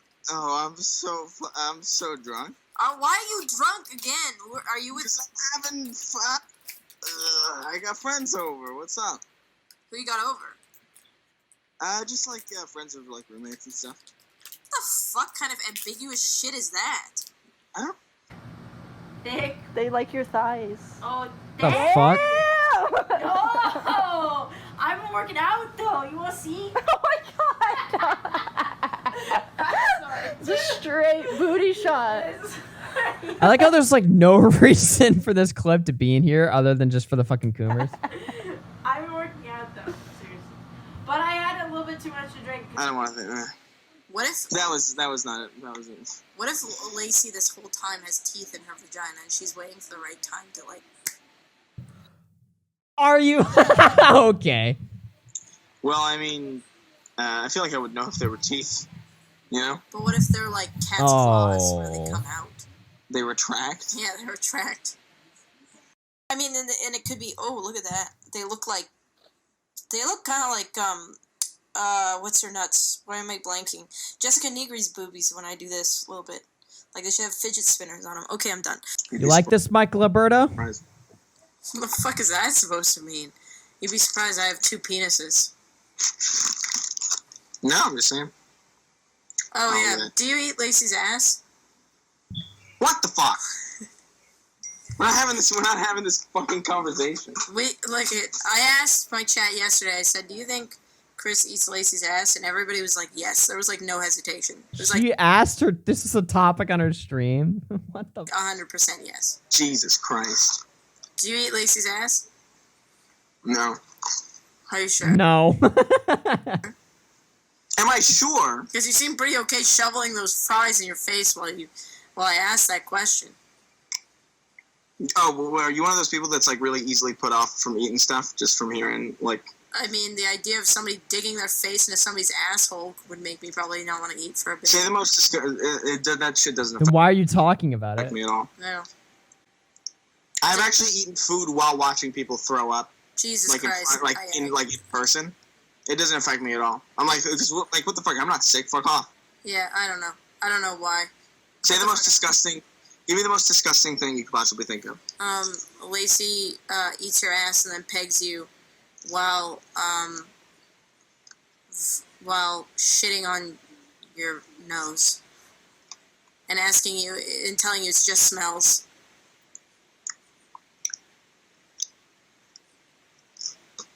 Shit doesn't bother me. I don't understand why it bothers people. What am I listening to? What am I hearing? It just smells. You guys made your FaceTime public.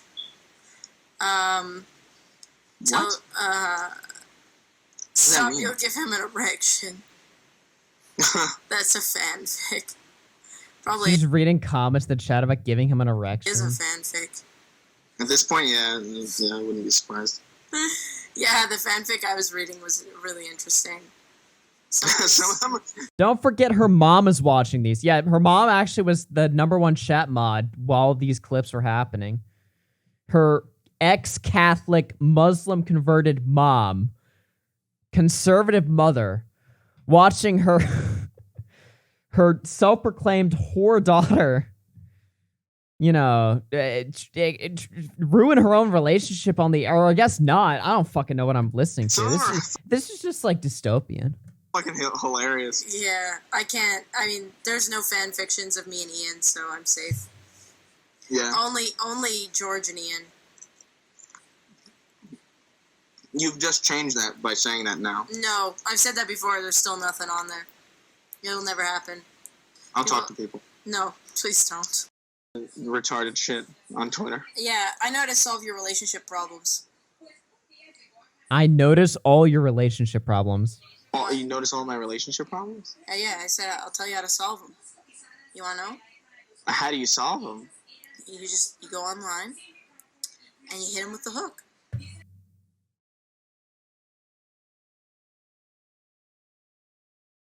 Are you guys clipping this? I mean, I ain't talking book, but...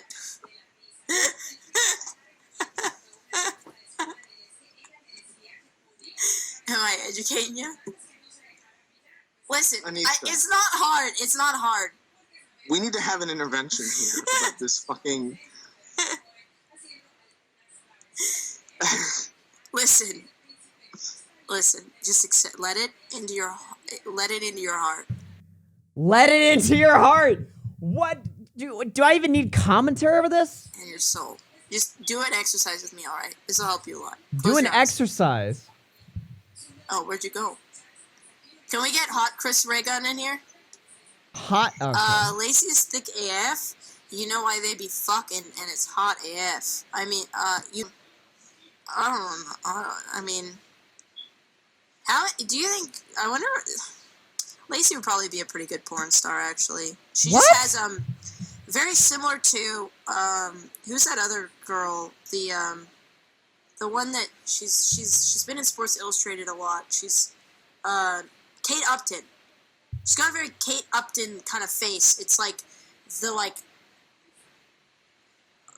fuck me at all times face, I guess, that makes it like hot. I'm back. And I guess that would make her good for porn. Who's got a porn face? Well, I said your girlfriend has kind of like the Kate Upton thing going on. Kate Upton, was rejected by Victoria's Secret because they said that she looked like a football player's girlfriend or like a porn star or something. She's just got that very fuckable face. I don't know how to put it. Like, it's just very I don't know. Like, she's very hot, Kate Upton. Can we go back to the space? No, we're doing research right now. This is important. You guys need to hear all this, all right? This is the best part of the stream. Like, I'm just saying, it's like, that's what you look. She would make a good porn star. Lacey would make a good porn star. Thanks. Thanks. You know what Ian would make? What? I said, do you know what Ian would make? What do you mean? Like, what he would be good at? What? You know those, Uh-oh. I'm curious to know. Like in Aladdin, Apu, the, little monkey dude who dances on the street for money. What the fuck? That's what Anne's destined to be? Huh? You think? Okay, so you've gone from Chris. Your girlfriend would make a great porn star. You know what my boyfriend would make? A great monkey that dances on the side of the road in third world countries. The side. For minor attention and possibly food. What the fuck? You don't think he'd be well suited for that? Ian, no, he's relatively tall. You ever seen a monkey that's like, damn, dude, this monkey could fucking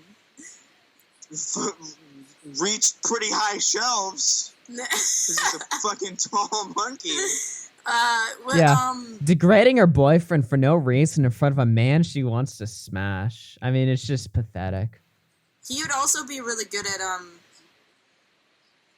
being a science teacher, but a science teacher where you're not sure if he's fucking the students.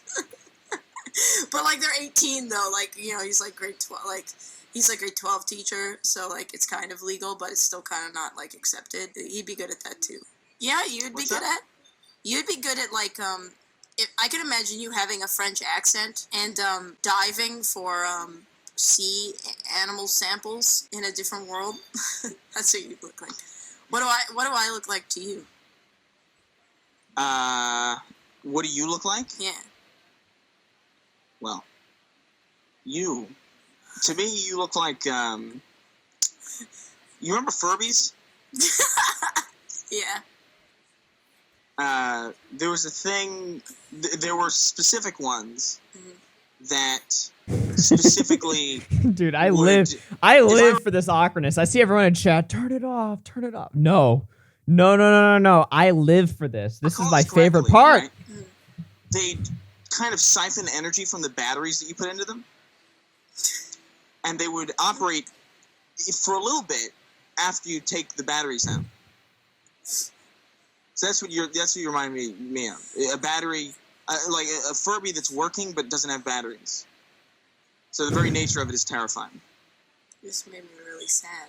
Oh my That's a good God. thing. It's a good thing. It's a quality. I gave you a good profession that you could maybe have. You've given me no such thing. You're a French diver that collects animal samples. You just told me I'm a soulless animatronic fuck that sucks. I didn't say fuck. Excuse me. I want to be cool, you know? Like I said, your girlfriend's a porn star. I said you were a superstar French diver. I said Ian's a super hip, cool grade 12 science teacher. What? I said, do you know what Ian would make? You know, like in Aladdin, you know, a poo. So she just like lies in front of him and changes what she called Ian, as if she wasn't degrading him. That's cool. That was crazy. That was actually really fucking nuts. Wow, I'd never seen that before. Or if I think I might have seen this when this came out, but this meant nothing to me, like, obviously, when I first watched this. Now, with all the context that I know, it's totally different. That's fucking crazy. Where did the Twitter space go? Oh, no, I think I closed the tab when I thought I got banned from Twitter. All right, we'll go back to the space or whatever. I'm going to have to remember. Do you guys remember which timestamp I was at? Because I closed the tab. Brandon Gutierrez with the 5 says, did she just try to call her boyfriend a pedo and then try to walk it back? Nah, she's just degrading him on the stream for Chris. You know, again, I did not realize that was so obvious. When people were saying, oh, you know, Anisa and Chris used to have a thing, it's like, yeah, sure, I'm sure they did or whatever. I just assumed that that's like internet, you know, speculation. I didn't realize that it was so literal. Like it happened on stream in front of our own eyeballs. I didn't realize it was that obvious. DJ Screwdriver at the 18 months says, Idubbbz needs an LS Mark-like intervention. Ice Mexican with the 5. Thank you very much. Appreciate that, bruh. All right, we can get back into this or whatever. What was I? I was at like 130 or something. I think so. It looked like Anisa would get upset at me. And I'm to be honest with you, I was feeling Chris Ray Gun too, so I even get it. Because I was feeling Chris Ray Gun. I was like, dude, if I was bi or gay, I fuck with Chris Ray Gun heavy. So it's like when me and Chris would be chatting it up. When me and Chris would be chatting it up, it was like Anisa be looking at me like I'm trying to take her fucking man. God damn. Keem, to answer your question too, I'm literally watching a video right now on Anisa's YouTube channel, and she's like basically, like, it looks like they're dating. Like if you were to show this to anybody, they look like they're dating. They're going out to eat at restaurants, like fancy restaurants by themselves. Like it looks like they're dating. So the theory goes like this, right? She couldn't date Chris Ray Gun because Chris Ray Gun started dating Lacey Green. She lost her opportunity. So she started dating a Chris Ray Gun lookalike, which is Wait a minute, hold on. Similar. That's the online. I just realized this. Didn't Anisa, wasn't she dating some other Twitch streamer or something? And she cheated on that streamer for Idubbbz? Isn't that literally a part of the story that happened? Fuck, I can't remember now. Online theory and meme. Yeah, pretty much. Do you guys remember when Anisa was trying to show her boobs to Leafy? What the fuck? What? You guys don't remember that? I don't know if I have that accurate, but there was she was making the moves on Leafy a year before the content cop went out where Idubbbz attacked Leafy. Bro, what the fuck? Josh, do you have those screenshots? What were the tweets? I can't remember. It's been such a long time ago. The screenshots of what? Anisa hitting on Leafy. Something about she wanted to show him her boobs or something. I can't remember. That's before my time. That's 2016, dude. That's Aren't there a ton of screenshots of Anisa trashing Idubbbz to her Patreons or something? Anyone got those screenshots? Because those are funny. No, well, I don't even know that lore. I know. You know what? You know what I feel. Okay, I'm trying to look up the citation for the girlfriend thing that I talked about. I think it's in one of Brittany Venti's really old videos on Anisa, but I don't even know if she still has it up. Didn't Brittany Venti just get banned or something? I can't fucking remember. I'm gonna be honest with you, and I really didn't buy none of this at the beginning until I was living in it. I kept always hearing people saying Anisa ruined Idubbbz. Anisa ruined Idubbbz. And I was always like, nah, whatever. Like, they can work out their problems. And I was never buying into that bullshit. But I swear to God, when, like, once you live an event, it's like, okay, I think Ian met the wrong person. And then I think it's like, now that, like, I think, like, the person you would fall in love with, you spend time with, it's like you kind of bond together. And I honestly think to a certain degree, like, I honestly think it's just like, I think sometimes you bond with the wrong person. It can take you to make the wrong decisions, maybe. So like Anisa bonded with her mom. You gotta watch out who you spend time with, man. That's factual. Because when I met my wife, I'm gonna be honest with you, like I met my wife, I got better the more time I spent with her because she like was honestly a better person than me. But I feel like, dude, honestly, it seemed like so when Ian as soon as he starts messing with Anisa, it's like Ian goes from the person who would be dogging people, who would sue people, to then like his event that he's running is suing people. It's like a complete flip. Well, according to them, Idubbbz saying the N-word to Tana was actually Anisa's idea. So, and I'll be honest with you, man. I don't know. Like, I'm not trying to. Here's the deal. If they can work through this, but here's what I think at the end of the day. If me making this OnlyFans joke caused this much of a problem, then there's some real pain in that relationship regarding that scenario. So I think it would be okay if Ian just said, "Hey, Anisa." I mean, with the lore that I was like just heard right now with like Chris and Anisa, maybe it is a sore point because you are kind of referencing them together or whatever. Maybe that, like, if I had to like totally be like open and like try to understand every angle here, even then it's still an overreaction. But like if you're bringing up like Chris Raygun and Anisa together, I'm sure that's going to be a sore point in any relationship. Like, if somebody brought up. If somebody brought up like another ex in my current relationship, I wouldn't like to hear that, and vice versa. You know what I mean? Yeah, I can totally respect that. And like that's the thing is like Ian. So to me, it confuses me because I have like this bravado where it's like, this don't fucking bother me. Like this OnlyFans shit don't bother me. But obviously, when it goes to this point, it's like, oh, there's actually some real pain in this relationship about this scenario. And honestly, I feel like Ian really feels that way. He needs to straight up just talk to Anisa and be like, hey, this shit is breaking my heart and has since you started it. I actually love and care about you. When people bring this up, it hurts me. So if you stop, could heal our relationship and we could grow closer together and continue to make sacrifices. Yo, Froggy, you're a good kid. You're a fucking good kid, FroggyFresh. You are a good man. Deadass, dude, I think the you problem... have been treated. So 1 minute. You have been treated so horrible. You've been shit on by these people. They're threatening to fucking sue you.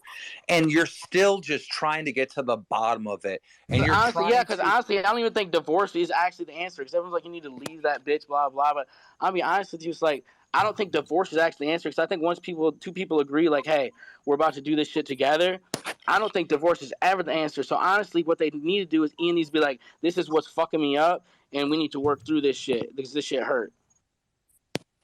So Idubbbz needs to actually man up and tell his wife, like, hey, look, we got some issues. We need to solve them. Dude, yeah, this shit hurt. I'm sorry. I can't get over this.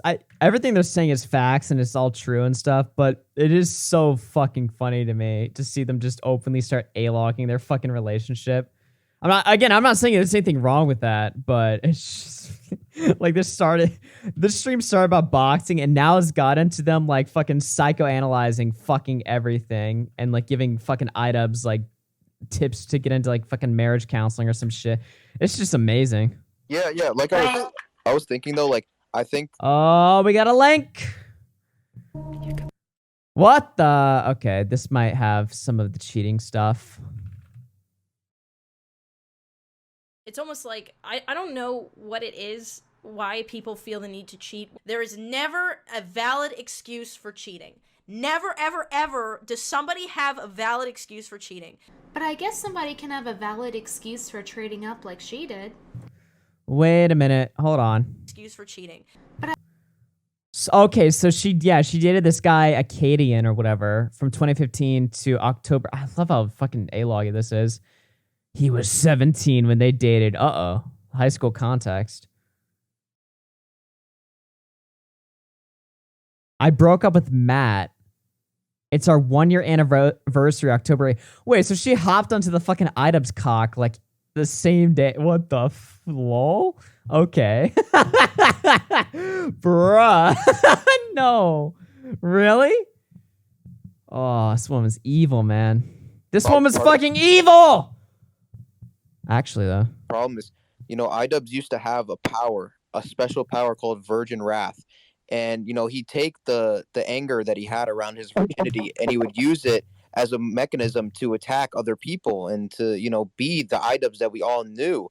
And the problem is he finally got some pussy in his life, and now he's just turned into a bitch, and he's lost it. He has no more of that built up aggression, because now whenever he wants, he can just go take it out on Anisa. So now it's all gone. Like, we need to. Didn't I literally give this take once on stream that like people that are virgins are like funnier? Like, you will all your comedic value as a man or whatever will always go down as soon as you introduce women in your life. You know what I mean? Not saying that you shouldn't introduce women in your life. I'm just saying it is objectively true that once you introduce a woman, you will become less funny. Maybe not that less unfunny, but it's just a phenomenon I've noticed. Somehow we need to get Idubbbz's virgin wrath back. It's the only way we can Exactly. Yes, fix this incel conundrum. wrath. I agree with this. I don't know. Does anyone here just think it's possible Ian just sucks now? I'm sorry. I got tired on this Anisa thing. Like, at some point you have to hold him accountable for the shit that he does. Exactly. Yeah, I mean, you guys are putting way too much blame on her. There's no what it marriage. reminds me of We is have to decide these things together. What it reminds me of is like it reminds me of instead of I don't think anyone's not holding Idubbbz to blame if they're saying he's a little like cuck for his girlfriend. You know what I mean? Like I think that's the point. It's like, okay, you're making horrible decisions in your life and career because you're blinded by pussy. And it reminds me of like not to make a crude analogy, but it reminds me of instead of putting clothes on Anisa, he demands that the entire audience is blindfolded. Wow, that was intelligence right there. That was deep. That was levels. Get biblical tonight. That was actually deep, bro. Like, I'm never gonna forget that quote, Froggy. Like, my whole life, I'm gonna remember that. But what Froggy just said makes perfect sense, right?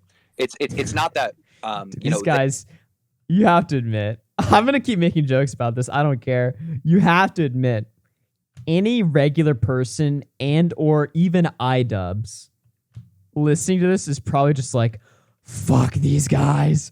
They fucking suck. Fuck them all. You know, like just for what they're talking about right now, he's probably, if he listened to this, he'd probably go nuts. They are wrong. It's that the entire audience, everybody mad at the decision, they're the ones that are wrong. You know, it's like it's deep. What is the solution here, though? You know, what's in the future for FroggyFresh? Like, how do you? Because, like, dude, think about it. If you really haven't done anything that wrong, like, don't you feel like you're kind of being dragged by them? Like, they keep saying your behavior, you know, and that you broke conduct policy and your behavior was bad and just shit like that. I feel like you're being dragged by them. I feel like I got to address everything back. So honestly, like you can drag me, but like I literally refuted everything they've said so far publicly with like a complete response. So like it's stressful, but at the same time, all I can do is address the shit. Are you mad at Harley? Because Harley's like is going hard at you, like more hard than they are. I mean, what's that gonna do for me to sit around and be mad at Harley? You know, like I'm like trying to chill tonight and go to like eat some good food, go to sleep and shit. This guy's so big. That's a good answer. That's a good answer. Well, guys, I think we covered everything we could cover on this new saga of creator clash. You know, allegedly threatening to sue FroggyFresh. I can't wait for more updates on this story. And I'm really curious to figure out what's going to happen with the creator clash. Will it be this great success, or has this controversy tainted the entire event? You know, man, I really hope the event is a great success. I don't want to see anything fail in the community, but like, goddamn, dude, the way to shit the bed in the last few days over this is just insane. Like, it could have all, dude, the night it happened, it could have all been resolved had like cooler heads prevailed. They would have been like, all right, we made a fucking emotional response. Let's walk it back. No one would have given a shit. No one would care. I think the issue is if the event is wildly successful, then it's going to justify their actions, which I think their actions are wrong. That's the problem.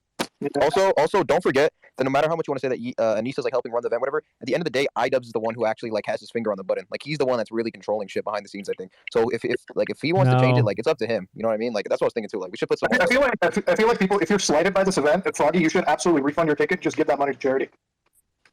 Yeah, I agree. Any final statements from the panel? Yeah, I think the takeaway here is I'm kind of tired of getting on panels talking about how shitty Idubbbz has become. I think it's like time to either start putting your money where your mouth is, or just stop watching him in general if you don't like him. Because I don't know, how long can we sit here and just be like, damn, this is so disappointing, before it really starts to get old? Well, I think the problem is he's doing a community event and he's involving people that we're fans of, like FroggyFresh. That's the issue. That's why I don't watch Idubbbz anymore. There's nothing to watch, you know? Like right now, this moment, like swear to God, say I'm lying. Swear to God, right now. If literally everybody manned up and was like, all right, fuck this bullshit. They let me fight my fight now with all the hype around this fucking fight. If Gideon gives a fuck, what the fuck? So it's like all the hype around this fight right now. They let me fight my fight. They let Sam Hyde in the building. That motherfucking pay-per-view sales are gonna go through the fucking ceiling. Imagine a moment like at the end of the fight where Sam Hyde and Idubbbz shake hands and make peace. Like that would go. I'm down. I'm 100% down. Yeah, I mean, I don't really understand Nick's point. It's like a whole panel about shitting on Idubbbz, right? Like, obviously they're gonna talk about how much he sucks. Like, that would be great. It'd be great for the event. It'd be great for charity. That's a win-win-win-win-win. Like nobody loses in that scenario at all. Yeah. Well, everybody has to run in their parasocial cliques, so you can't have that. That's not allowed. And like Froggy said, because apparently he's a brand risk, I guess. And like Froggy said too, remember it's important. Like Froggy said that Idubbbz like kind of, or I don't know if it was Froggy, but Idubbbz like looked at his fans who they were, and he was kind of like, I don't want to associate with this. I don't want to be like this. But he has to remember at the end of the day, those fans are the ones that are buying the tickets to Creator Clash. Those fans are the ones that he's setting this whole thing up for. That's the audience. No matter how much I try to make peace with my enemies. I try to make peace with my enemies like all the time. At one point, me and Nicholas Durio hated each other, right? Like, you know what I mean? Like 1, 2, 3 times. 4 times. My point is this, right? There's just a certain type of person that can never bury the hatchet, that can never make peace. There's like these certain type of people out there, and they want to just keep it going forever. And it's like, bro, that is not healthy for you, for the other person, for anyone. Like, at the end of the day, some people just get off to conflict. Okay, that's all that there is. Some people just get off conflict. I get off at conflict too. Like that's. But you're not a fucking high schooler, is the thing. Okay, you're not a fucking bitch made about it. Okay, there's a key difference. But at the end of the day, battles have to happen in our space. They have to happen, but they can end. Wars need to end. There's no point of fucking endless war. No one wins an endless war. And I agree. And the other thing too is I want to say this. Keemstar sounds exactly like how he did when he started talking about the truce. I'm getting like PTSD flashbacks now.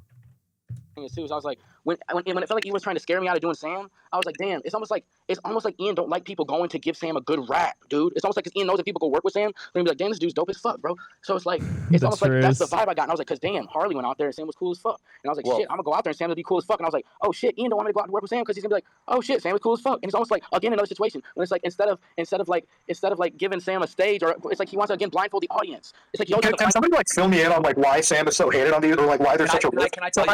I'll tell you this much. I didn't know anything about Sam Hyde until like the Idubbbz video. Like when Idubbbz went out to talk to Sam or whatever, right? Like I knew about Sam's name because you'd always be on like those 4chan posts or whatever with like the AK-47, but I didn't really know anything. So like why is all this guy committed every single mass shooting known to man? And let me explain it. This is the way I understand it, right? Sam Hyde had a very popular show and a very influential show, right? He was a groundbreaking comedian with a brand new style. A bunch of YouTubers imitated that style and that aspect and even copied some of the goddamn jokes, all right? And then when they got popular on the internet, they tried to banish him, right? Oh, bad guy. Oh, horrible guy. They tried to erase Sam Hyde from history, and that's what this all stems from. And that's why hold up. He's 100% correct. It's insecure comedians who are literally inspired. Sam Hyde's the first one who did it, started doing it before anyone, and everyone you like. It's like a hallmark that every person that labels themselves a comedian has to be like a giant pussy. Have you ever noticed like every comedian sucks? Like there's not really like any good ones except for like maybe I guess the super famous ones or whatever, but even still. I'm talking about like the mega famous ones. But even still, those guys have a ton of fucking problems. I just feel like, I don't know, everyone who calls themselves a comedian or whatever, they're trying to cover something up. Like fucking everyone you like in the area, not even name names, and inspired by Sam. So then it's like they come up, they take a style, but they're not as fucking good at it, and they water it. I got one more point on this, all right? George Carlin. Yo, what's up, Act Man? How you doing, when I started talking to Sam Hyde to do this boxing stuff, I didn't really know the history. I had to educate myself and go and like learn all the lore and like understand everything. And once you get it, once you realize what these guys did for years, I'm talking like 2015, 2016, like in those years where they tried to hide Sam Hyde and disappear this guy from the record because they were taking. Keem is talking 100% facts, bro. All the old shit that you love, like old YouTube, classic H3, Idubbbz and shit like that. I didn't realize it too because honestly, I wasn't too familiar with Sam Hyde until like a year ago. Myself, but yeah, Keem's 100% correct. I mean, these guys really took what Sam Hyde was doing and YouTubeified it. Like they turned it into like the classics, like the classic videos you remember and stuff, like the hair cake shit, like the Filthy Frank stunts, all the weird shit Idubbbz would do, where they're like fucking gross and disgusting and provocative and saying slurs and shit. I mean, he really like kind of created the formula. Style, right? Once you actually get it, now it makes sense. Idubbbz, right, wants to put this behind him. He's sick of being accused of copying Sam Hyde. So he goes to do a documentary to show that Sam Hyde is like unhinged loser, all that. But the documentary doesn't go the way he wants it to go. So he plans on never releasing it. Like he planned on never releasing it. It was never going to see the light of day. So Sam Hyde gets frustrated after months and months and months, and he releases his version, right? Like that alone, once you understand that aspect, then you can go back and look at the lore and see how these guys tried to erase him from history because they wanted credit for groundbreaking this whole movement with this comedy style. Yeah, these guys, and I'm not at all the type to get defensive and protective over my work. Like, I'm not the type of guy. Like, we all stand on the shoulders of giants. We all like are influenced by somebody. The only way to hide your influence is to have so many influences that they merge together. That's the only way to be truly original, is to have so many influences that you can't tell anymore. So I'm not the type to ever be like, yo, this guy's jacking my swag, I'm the real one. But like H3 did a video that was a verbatim direct ripoff, like line by line, joke by joke ripoff of one of my videos, and none of these guys ever gave me any kind of credit or anything. And then Idubbbz video. Sorry, I just I'm learning about all this right now. And then Idubbbz goes and he pulls the ladder up behind him so that nobody else can get to that position. That's what, to me, that's what the language policing and the irony policing and all the stuff that Idubbbz is about now. To me, that's what it's about. It's about pulling the ladder up so that nobody else can do this style of humor and make these jokes and get popular. And then that's one of the points that, you know, when I was like, he's 27, 28, he's already old enough. It's like, you can grow up, but it's like, at that point, you're already old enough to know. So I kind of do side with what Sam's saying, that it's like, you know, you're kind of like taking the ladder down or pulling up. Sorry. It's more of a tap. We're actually seeing what's happening now. It's not that they got tired of the internet, actually. That was all fucking bullshit. It's just that they saw what Sam Hyde was doing, saw it was like cool and hot and profitable. And then that style died and became, you know, they made that style like mainstream. Then it could no longer be mainstream. Then it's not that they changed and they abandoned it or whatever. They were never a part of it. They were just using it. Than a real change. It's more just to make it so that nobody else can come with that edgy, like that type of 2012 humor and get up now. And then what he did, which is they were all fakes. That's what we're learning.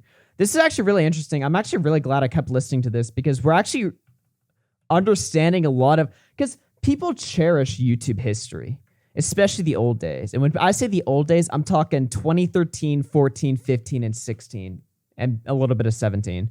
Those are the days people remember and cherish. But what we're learning over time is that was all just total fucking bullshit. You know, that was all just them looking at a trend, Sam Hyde in this case, and just running with it.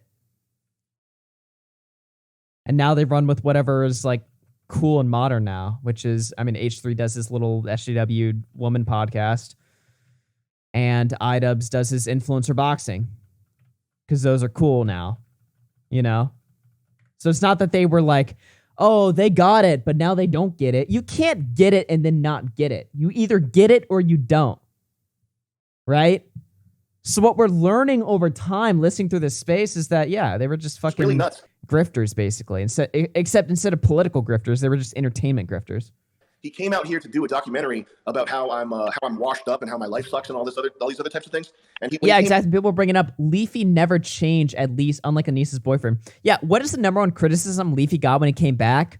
You never left 2016. That's what they always say about Leafy. They were like, oh, Leafy never grew up and adapted. But what they're really saying is Leafy never changed. He stayed the same. Almost to a fault, but to be honest, I don't see it as a fault at all. I don't think you should change. This reminds me of a conversation I had with Papa Gut recently. Or not recently, it was like a long time ago, actually. It was like a year ago or something, where Papa Gut was talking about how, like, you know, creators must change over time to adapt. And I'm like, I don't ever want to change, though. That's the problem. Why would I want to change? I like how I am now. I hate change. Change sucks. Fuck change. People don't want change.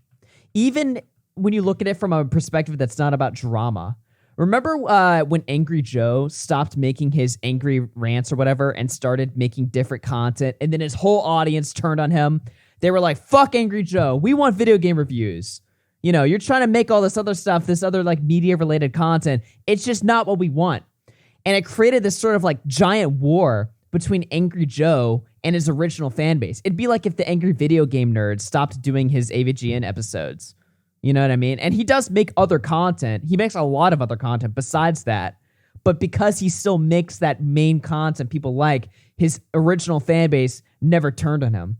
People want to say it's all about like drama and stuff like that, but it's really not. This happens with every genre of YouTube content. Gaming, makeup, you know, drama, whatever industry you serve in, it's the same thing. If you fucking abandon, if you change what people want, they're going to hate you.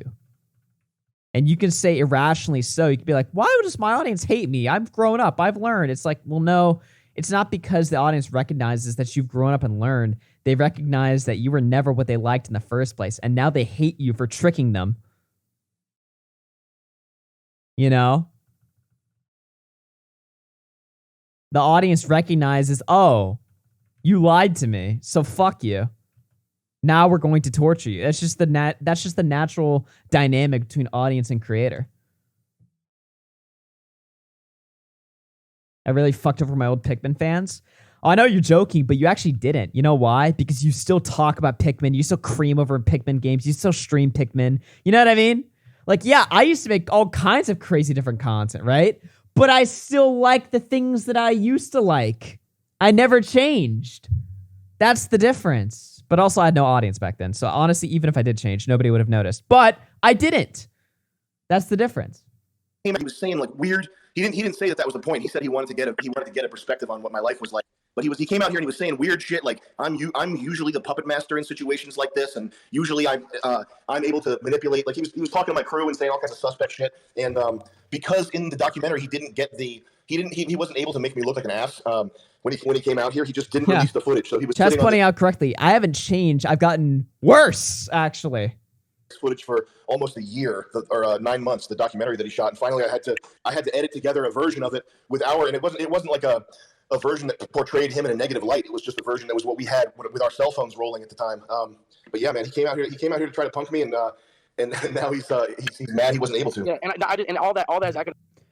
Let me respond to a couple super chats real quick. Thank you guys so much. Stefan Corbino with the 11 says, I pull inspiration from old school John trying to AVG in for my coffee reviews. And yeah, for what I'm seeing, the more work I put into them, the less people watch them. That style of content is dead. I mean, not necessarily though. You know what else? You know what other style of content is kind of dead? Daily commentary. Except, well, that's not true, but you know what I mean? Like the older style of daily commentary.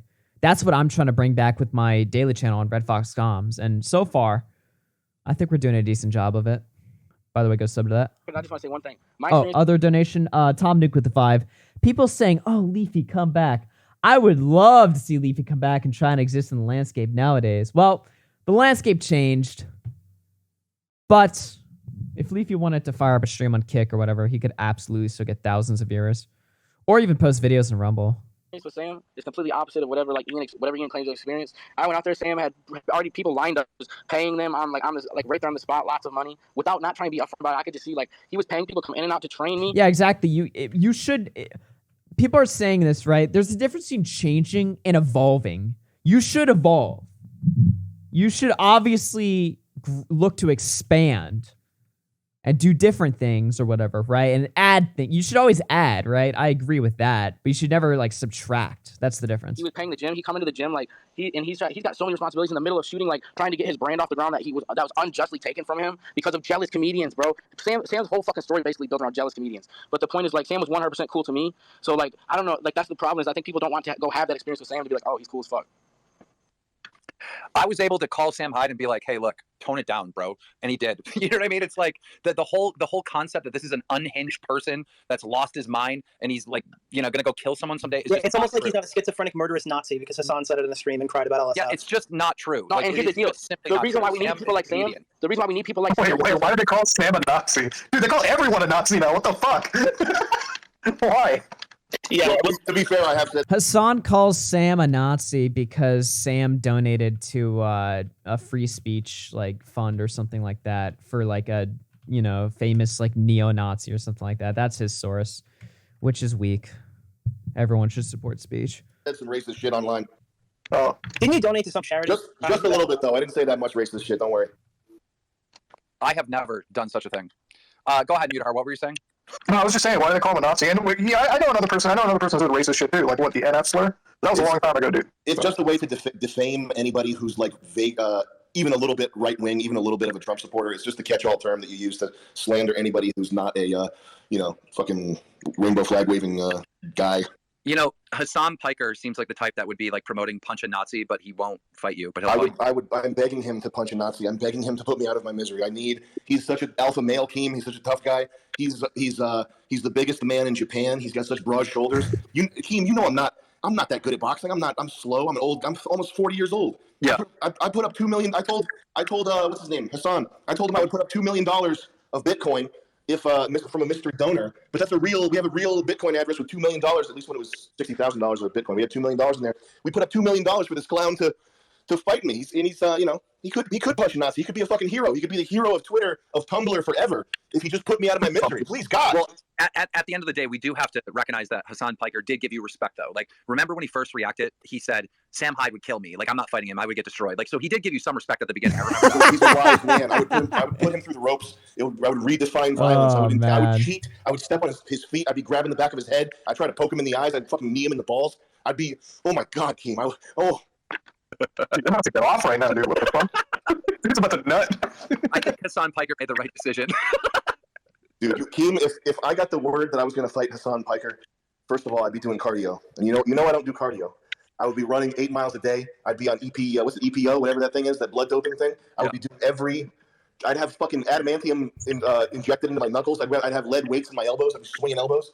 Oh my God, man, if I could fight that guy. Sam, let me try to help you out. Hassan Piker, I know you're probably on your live stream reacting to this instead of producing your own content. I will personally vote for AOC or any extreme lefty person for the rest of my life if you fight Sam Hyde. I have agreed to quit social media and quit comedy forever if I lose to Hassan Piker. And I also called out Nathan Barnatt, dad. I said I would lose 70 pounds. Now, Keem, I don't like when I make a threat like this. I'm not the type of guy to say I would lose 70 pounds and then not do it. You know what I mean? Like that's an insane thing to say. I lose 70 pounds. Can you imagine any other athlete anywhere saying they would lose 70? I would be emaciated. I would have heart palpitations. I'd be in the hospital. I'd be on a stretcher. For people that don't know Sam Hyde, I think you actually would lose weight to make that fight. I swear to God, he would 100% do it. He would do it. I swear to God, I would lose 70 pounds to fight Nathan Barnatt. You were making what, $500,000 as well? So yeah, I would put up 250 cash, and I'd put up my car, and I would and also if Nathan Barnatt beat me, I would leave social media comedy forever. You'd never hear a peep from me again. Gone.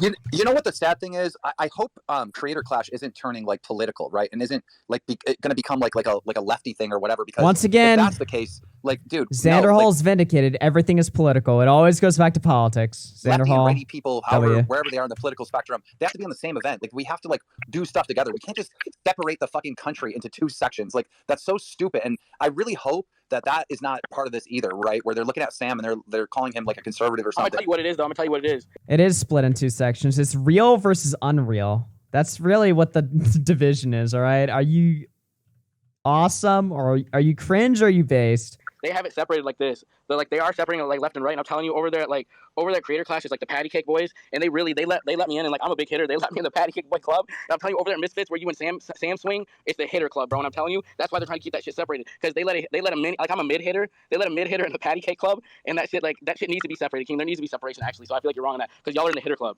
Yeah, I was just talking about politics. I hope they're not introducing politics to their event. Because for the record, I'm not even political. I hate Hassan because he wears puka shell necklaces and shit. Like, that's literally the basis for why I hate that guy, because his swag makes me sick. It has nothing to do with politics. I misunderstood, King. Yeah, I agree. Don't keep things separated politically. I'll get along with everybody, but that guy in particular, his fucking Pac Sun Zoomies swag is why I want to kill him.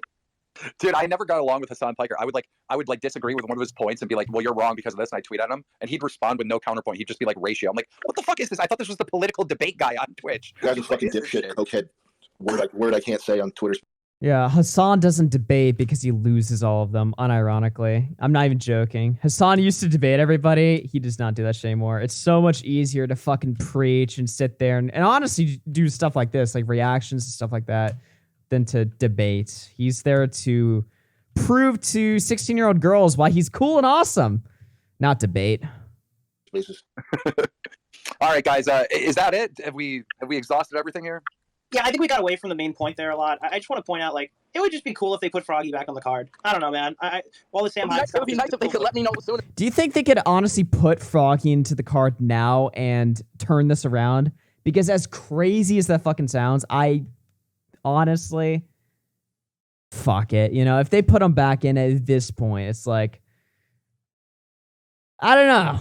What do you guys think? I mean, to me, probably knowing the internet has a very fickle mind. You might think oh, there's no way Idubbbz has ruined his reputation. Come on, guys. Everyone knows reputation on the internet is all fake. It's all gay.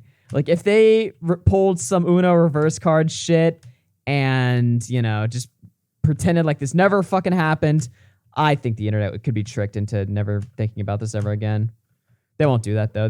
At this point, it's very fucking clear that will never happen. But I'm just talking about hypotheticals though. To put me back on because I kind of want to be like, okay, I'm training for a boxing event that I might be in, depending on whether or not Ian is still upset about a joke. Froggy, imagine if it's a setup, right? Because obviously, they love Chris Ray Gun, right? So what if it's she loves Chris Ray Gun. What if it's a setup where like 2 days before the event they announce that you're back on? Right, dude, and I'm up at like 146 pounds from Chick-fil-A, and I have to like dehydrate myself. Not like Sam's got me cooking in some type of device that him and fucking Jet built, and I'm like barely make weight down to fucking 130, and they gotta pump me with some fucking water to get in the fucking ring, and they just gotta fucking push me at Chris Ray Gun, who's obviously gonna be fighting for Anisa on April 15th, because this ain't no fight for Chris Ray Gun. For other people in the fight, it is about charity. I'm not gonna lie, they're down for charity. For Chris Ray Gun, there's a lot more on the line. For Chris, it's charity and love. Okay. I fully believe this. If Idubbbz and Anisa uploaded YouTube videos explaining their point of view, I feel like they would eventually come to the conclusion we need to put you back on, right? But because they're not addressing, the fair market of ideas, the internet, right, and getting that feedback and coming to the best decision in the situation is why you're still off the card. Wait, Brandon wants to talk real quick. We got to get Brandon Buckingham up here. Based. And at the end of the day, like I really want to hear from them directly. By the way, kind of curious how Sneeko never called in. If Sneeko called... I so wish he did, though, because if Sneeko called in thinking it'd just be like some chill Keem Space talking about this bullshit or whatever, Brandon would instantly be there. Their point of view. Maybe there's something that they could tell us that we don't know, Go ahead, Brandon. I was just saying, why was Sam banned from the first Creator Clash? Like, what exactly did he do to be banned from that? They said something along the lines, if I remember correctly, that no reputable organization would be involved with working with Sam Hyde, and that's what pissed me off, and that's why I was like, okay. I think it would... If Sam Hyde is in the audience, that means that they'll never be taken seriously as a non-serious boxing fight ever again. Wow, that's totally believable. That definitely makes a lot of sense. Definitely doesn't sound like their fucking statement where they said FroggyFresh broke the law. Totally not some bullshit they pulled out of their ass. It was like this. I think I could be rephrased to that documentary that Idubbbz tried to come make at Sam's didn't work out the way Ian thought, so when Ian sees Sam, it makes him uncomfortable. Yeah, we were told that even wearing Sam's merch at the event last time would get you banned from it. And it all could just be squashed. Like, literally just text, be like, hey, that shit hurt my feelings. Like, this shit hurt my feelings. Sam will stop. Then what? Then it could all be over. Let me ask this question, Sam. What do we not know? What happened behind the scenes between you and Idubbbz, you and Anisa, behind the scenes that the internet doesn't know? Man. Well, that's a bad joke. The real thing is that years ago, Idubbbz okay. he made a video doing commentary on one of my videos, and I did a copyright claim on it, and he emailed me asking me to reverse the copyright claim. This was in like 2010 or something. He emailed me asking to reverse it, and I wrote back to him saying, I'll reverse it if you can squat 225 below parallel. Nice. And to send me a video of you doing it. And I forgot that was the case, but years later, 2021 or whenever this documentary was made, he comes out, and after he had been with us for 6 or 7 days chilling, recording footage, he gets me in the interview part where he's like sitting down doing a sit down interview, and he's like, he says, "Do you remember our first email? Do you remember when I emailed you back in 2010 or whatever?" And I said no, and then he springs it on me that Do you remember our first email in 2010? Copyright. That was the year I made my email. Strike his video and told him to lift weights, and I asked him if I made an enemy doing that, and he said he jokingly sort of smirked and said, "Yeah, you kind of did." Holy shit! All along, his plan was to come out here and do this documentary, make me look like an asshole. And he said it would be easy because I am an asshole. That's why he said it would be easy to make me look like an asshole because I am an asshole. And that's his motivation for doing the documentary. And even after that, I was still thankful. I was still like, bro, you got more subscribers than me. Thank you for making this documentary. Like, I'm excited. I think it's cool. I'm glad we got to hang out or whatever. Like, I wasn't put off by his the sort of like negative inception of this document. I don't give a shit if it turns out to be some cool project that we make together. Then I'm cool with it. But he just has had it out for me ever since that day. He's got that tiny. I think it's like a tiny. It's just a small soul, like a small heart. He's got a tiny little heart that like doesn't have a lot of room for mercy, or doesn't have a lot of room for forgiveness or something like that. That he's one of those hold a grudge for eternity type of dudes. And to be honest with you, I think what I would like to happen. I mean, I'm not one to make predictions. I told him after he lost to Dr. Mike in an embarrassing fashion. I told him, come fucking back to Rhode Island. I will train you to beat Dr. Mike. Like, I'm not, and I don't even want clout from this. I don't want him to do a documentary about me training him to beat Dr. Mike. I don't care if he ever tweets about it. Like, I would fucking have him out here. I'd have him putting on pounds. I would teach him to hit the heavy bag with power. I would teach him to fucking stop doing that fancy. I would do that just to squash the static. Could you imagine like the content? I know you said it like not for content, but could you imagine the content that would come from that? That would fix Idubbbz. Like, just single-handedly, that documentary series would immediately switch the fickle-minded internet into loving him again instantly. I wouldn't even, not even to squash the static, but just Dan needs a father figure. It kind of sounds like that's what Sam's offering him. I know they're talking about training, but I'm getting the implication. It almost sounds like he's like, come, just come on up. I'll fix you. You know, we'll fucking fix your brain.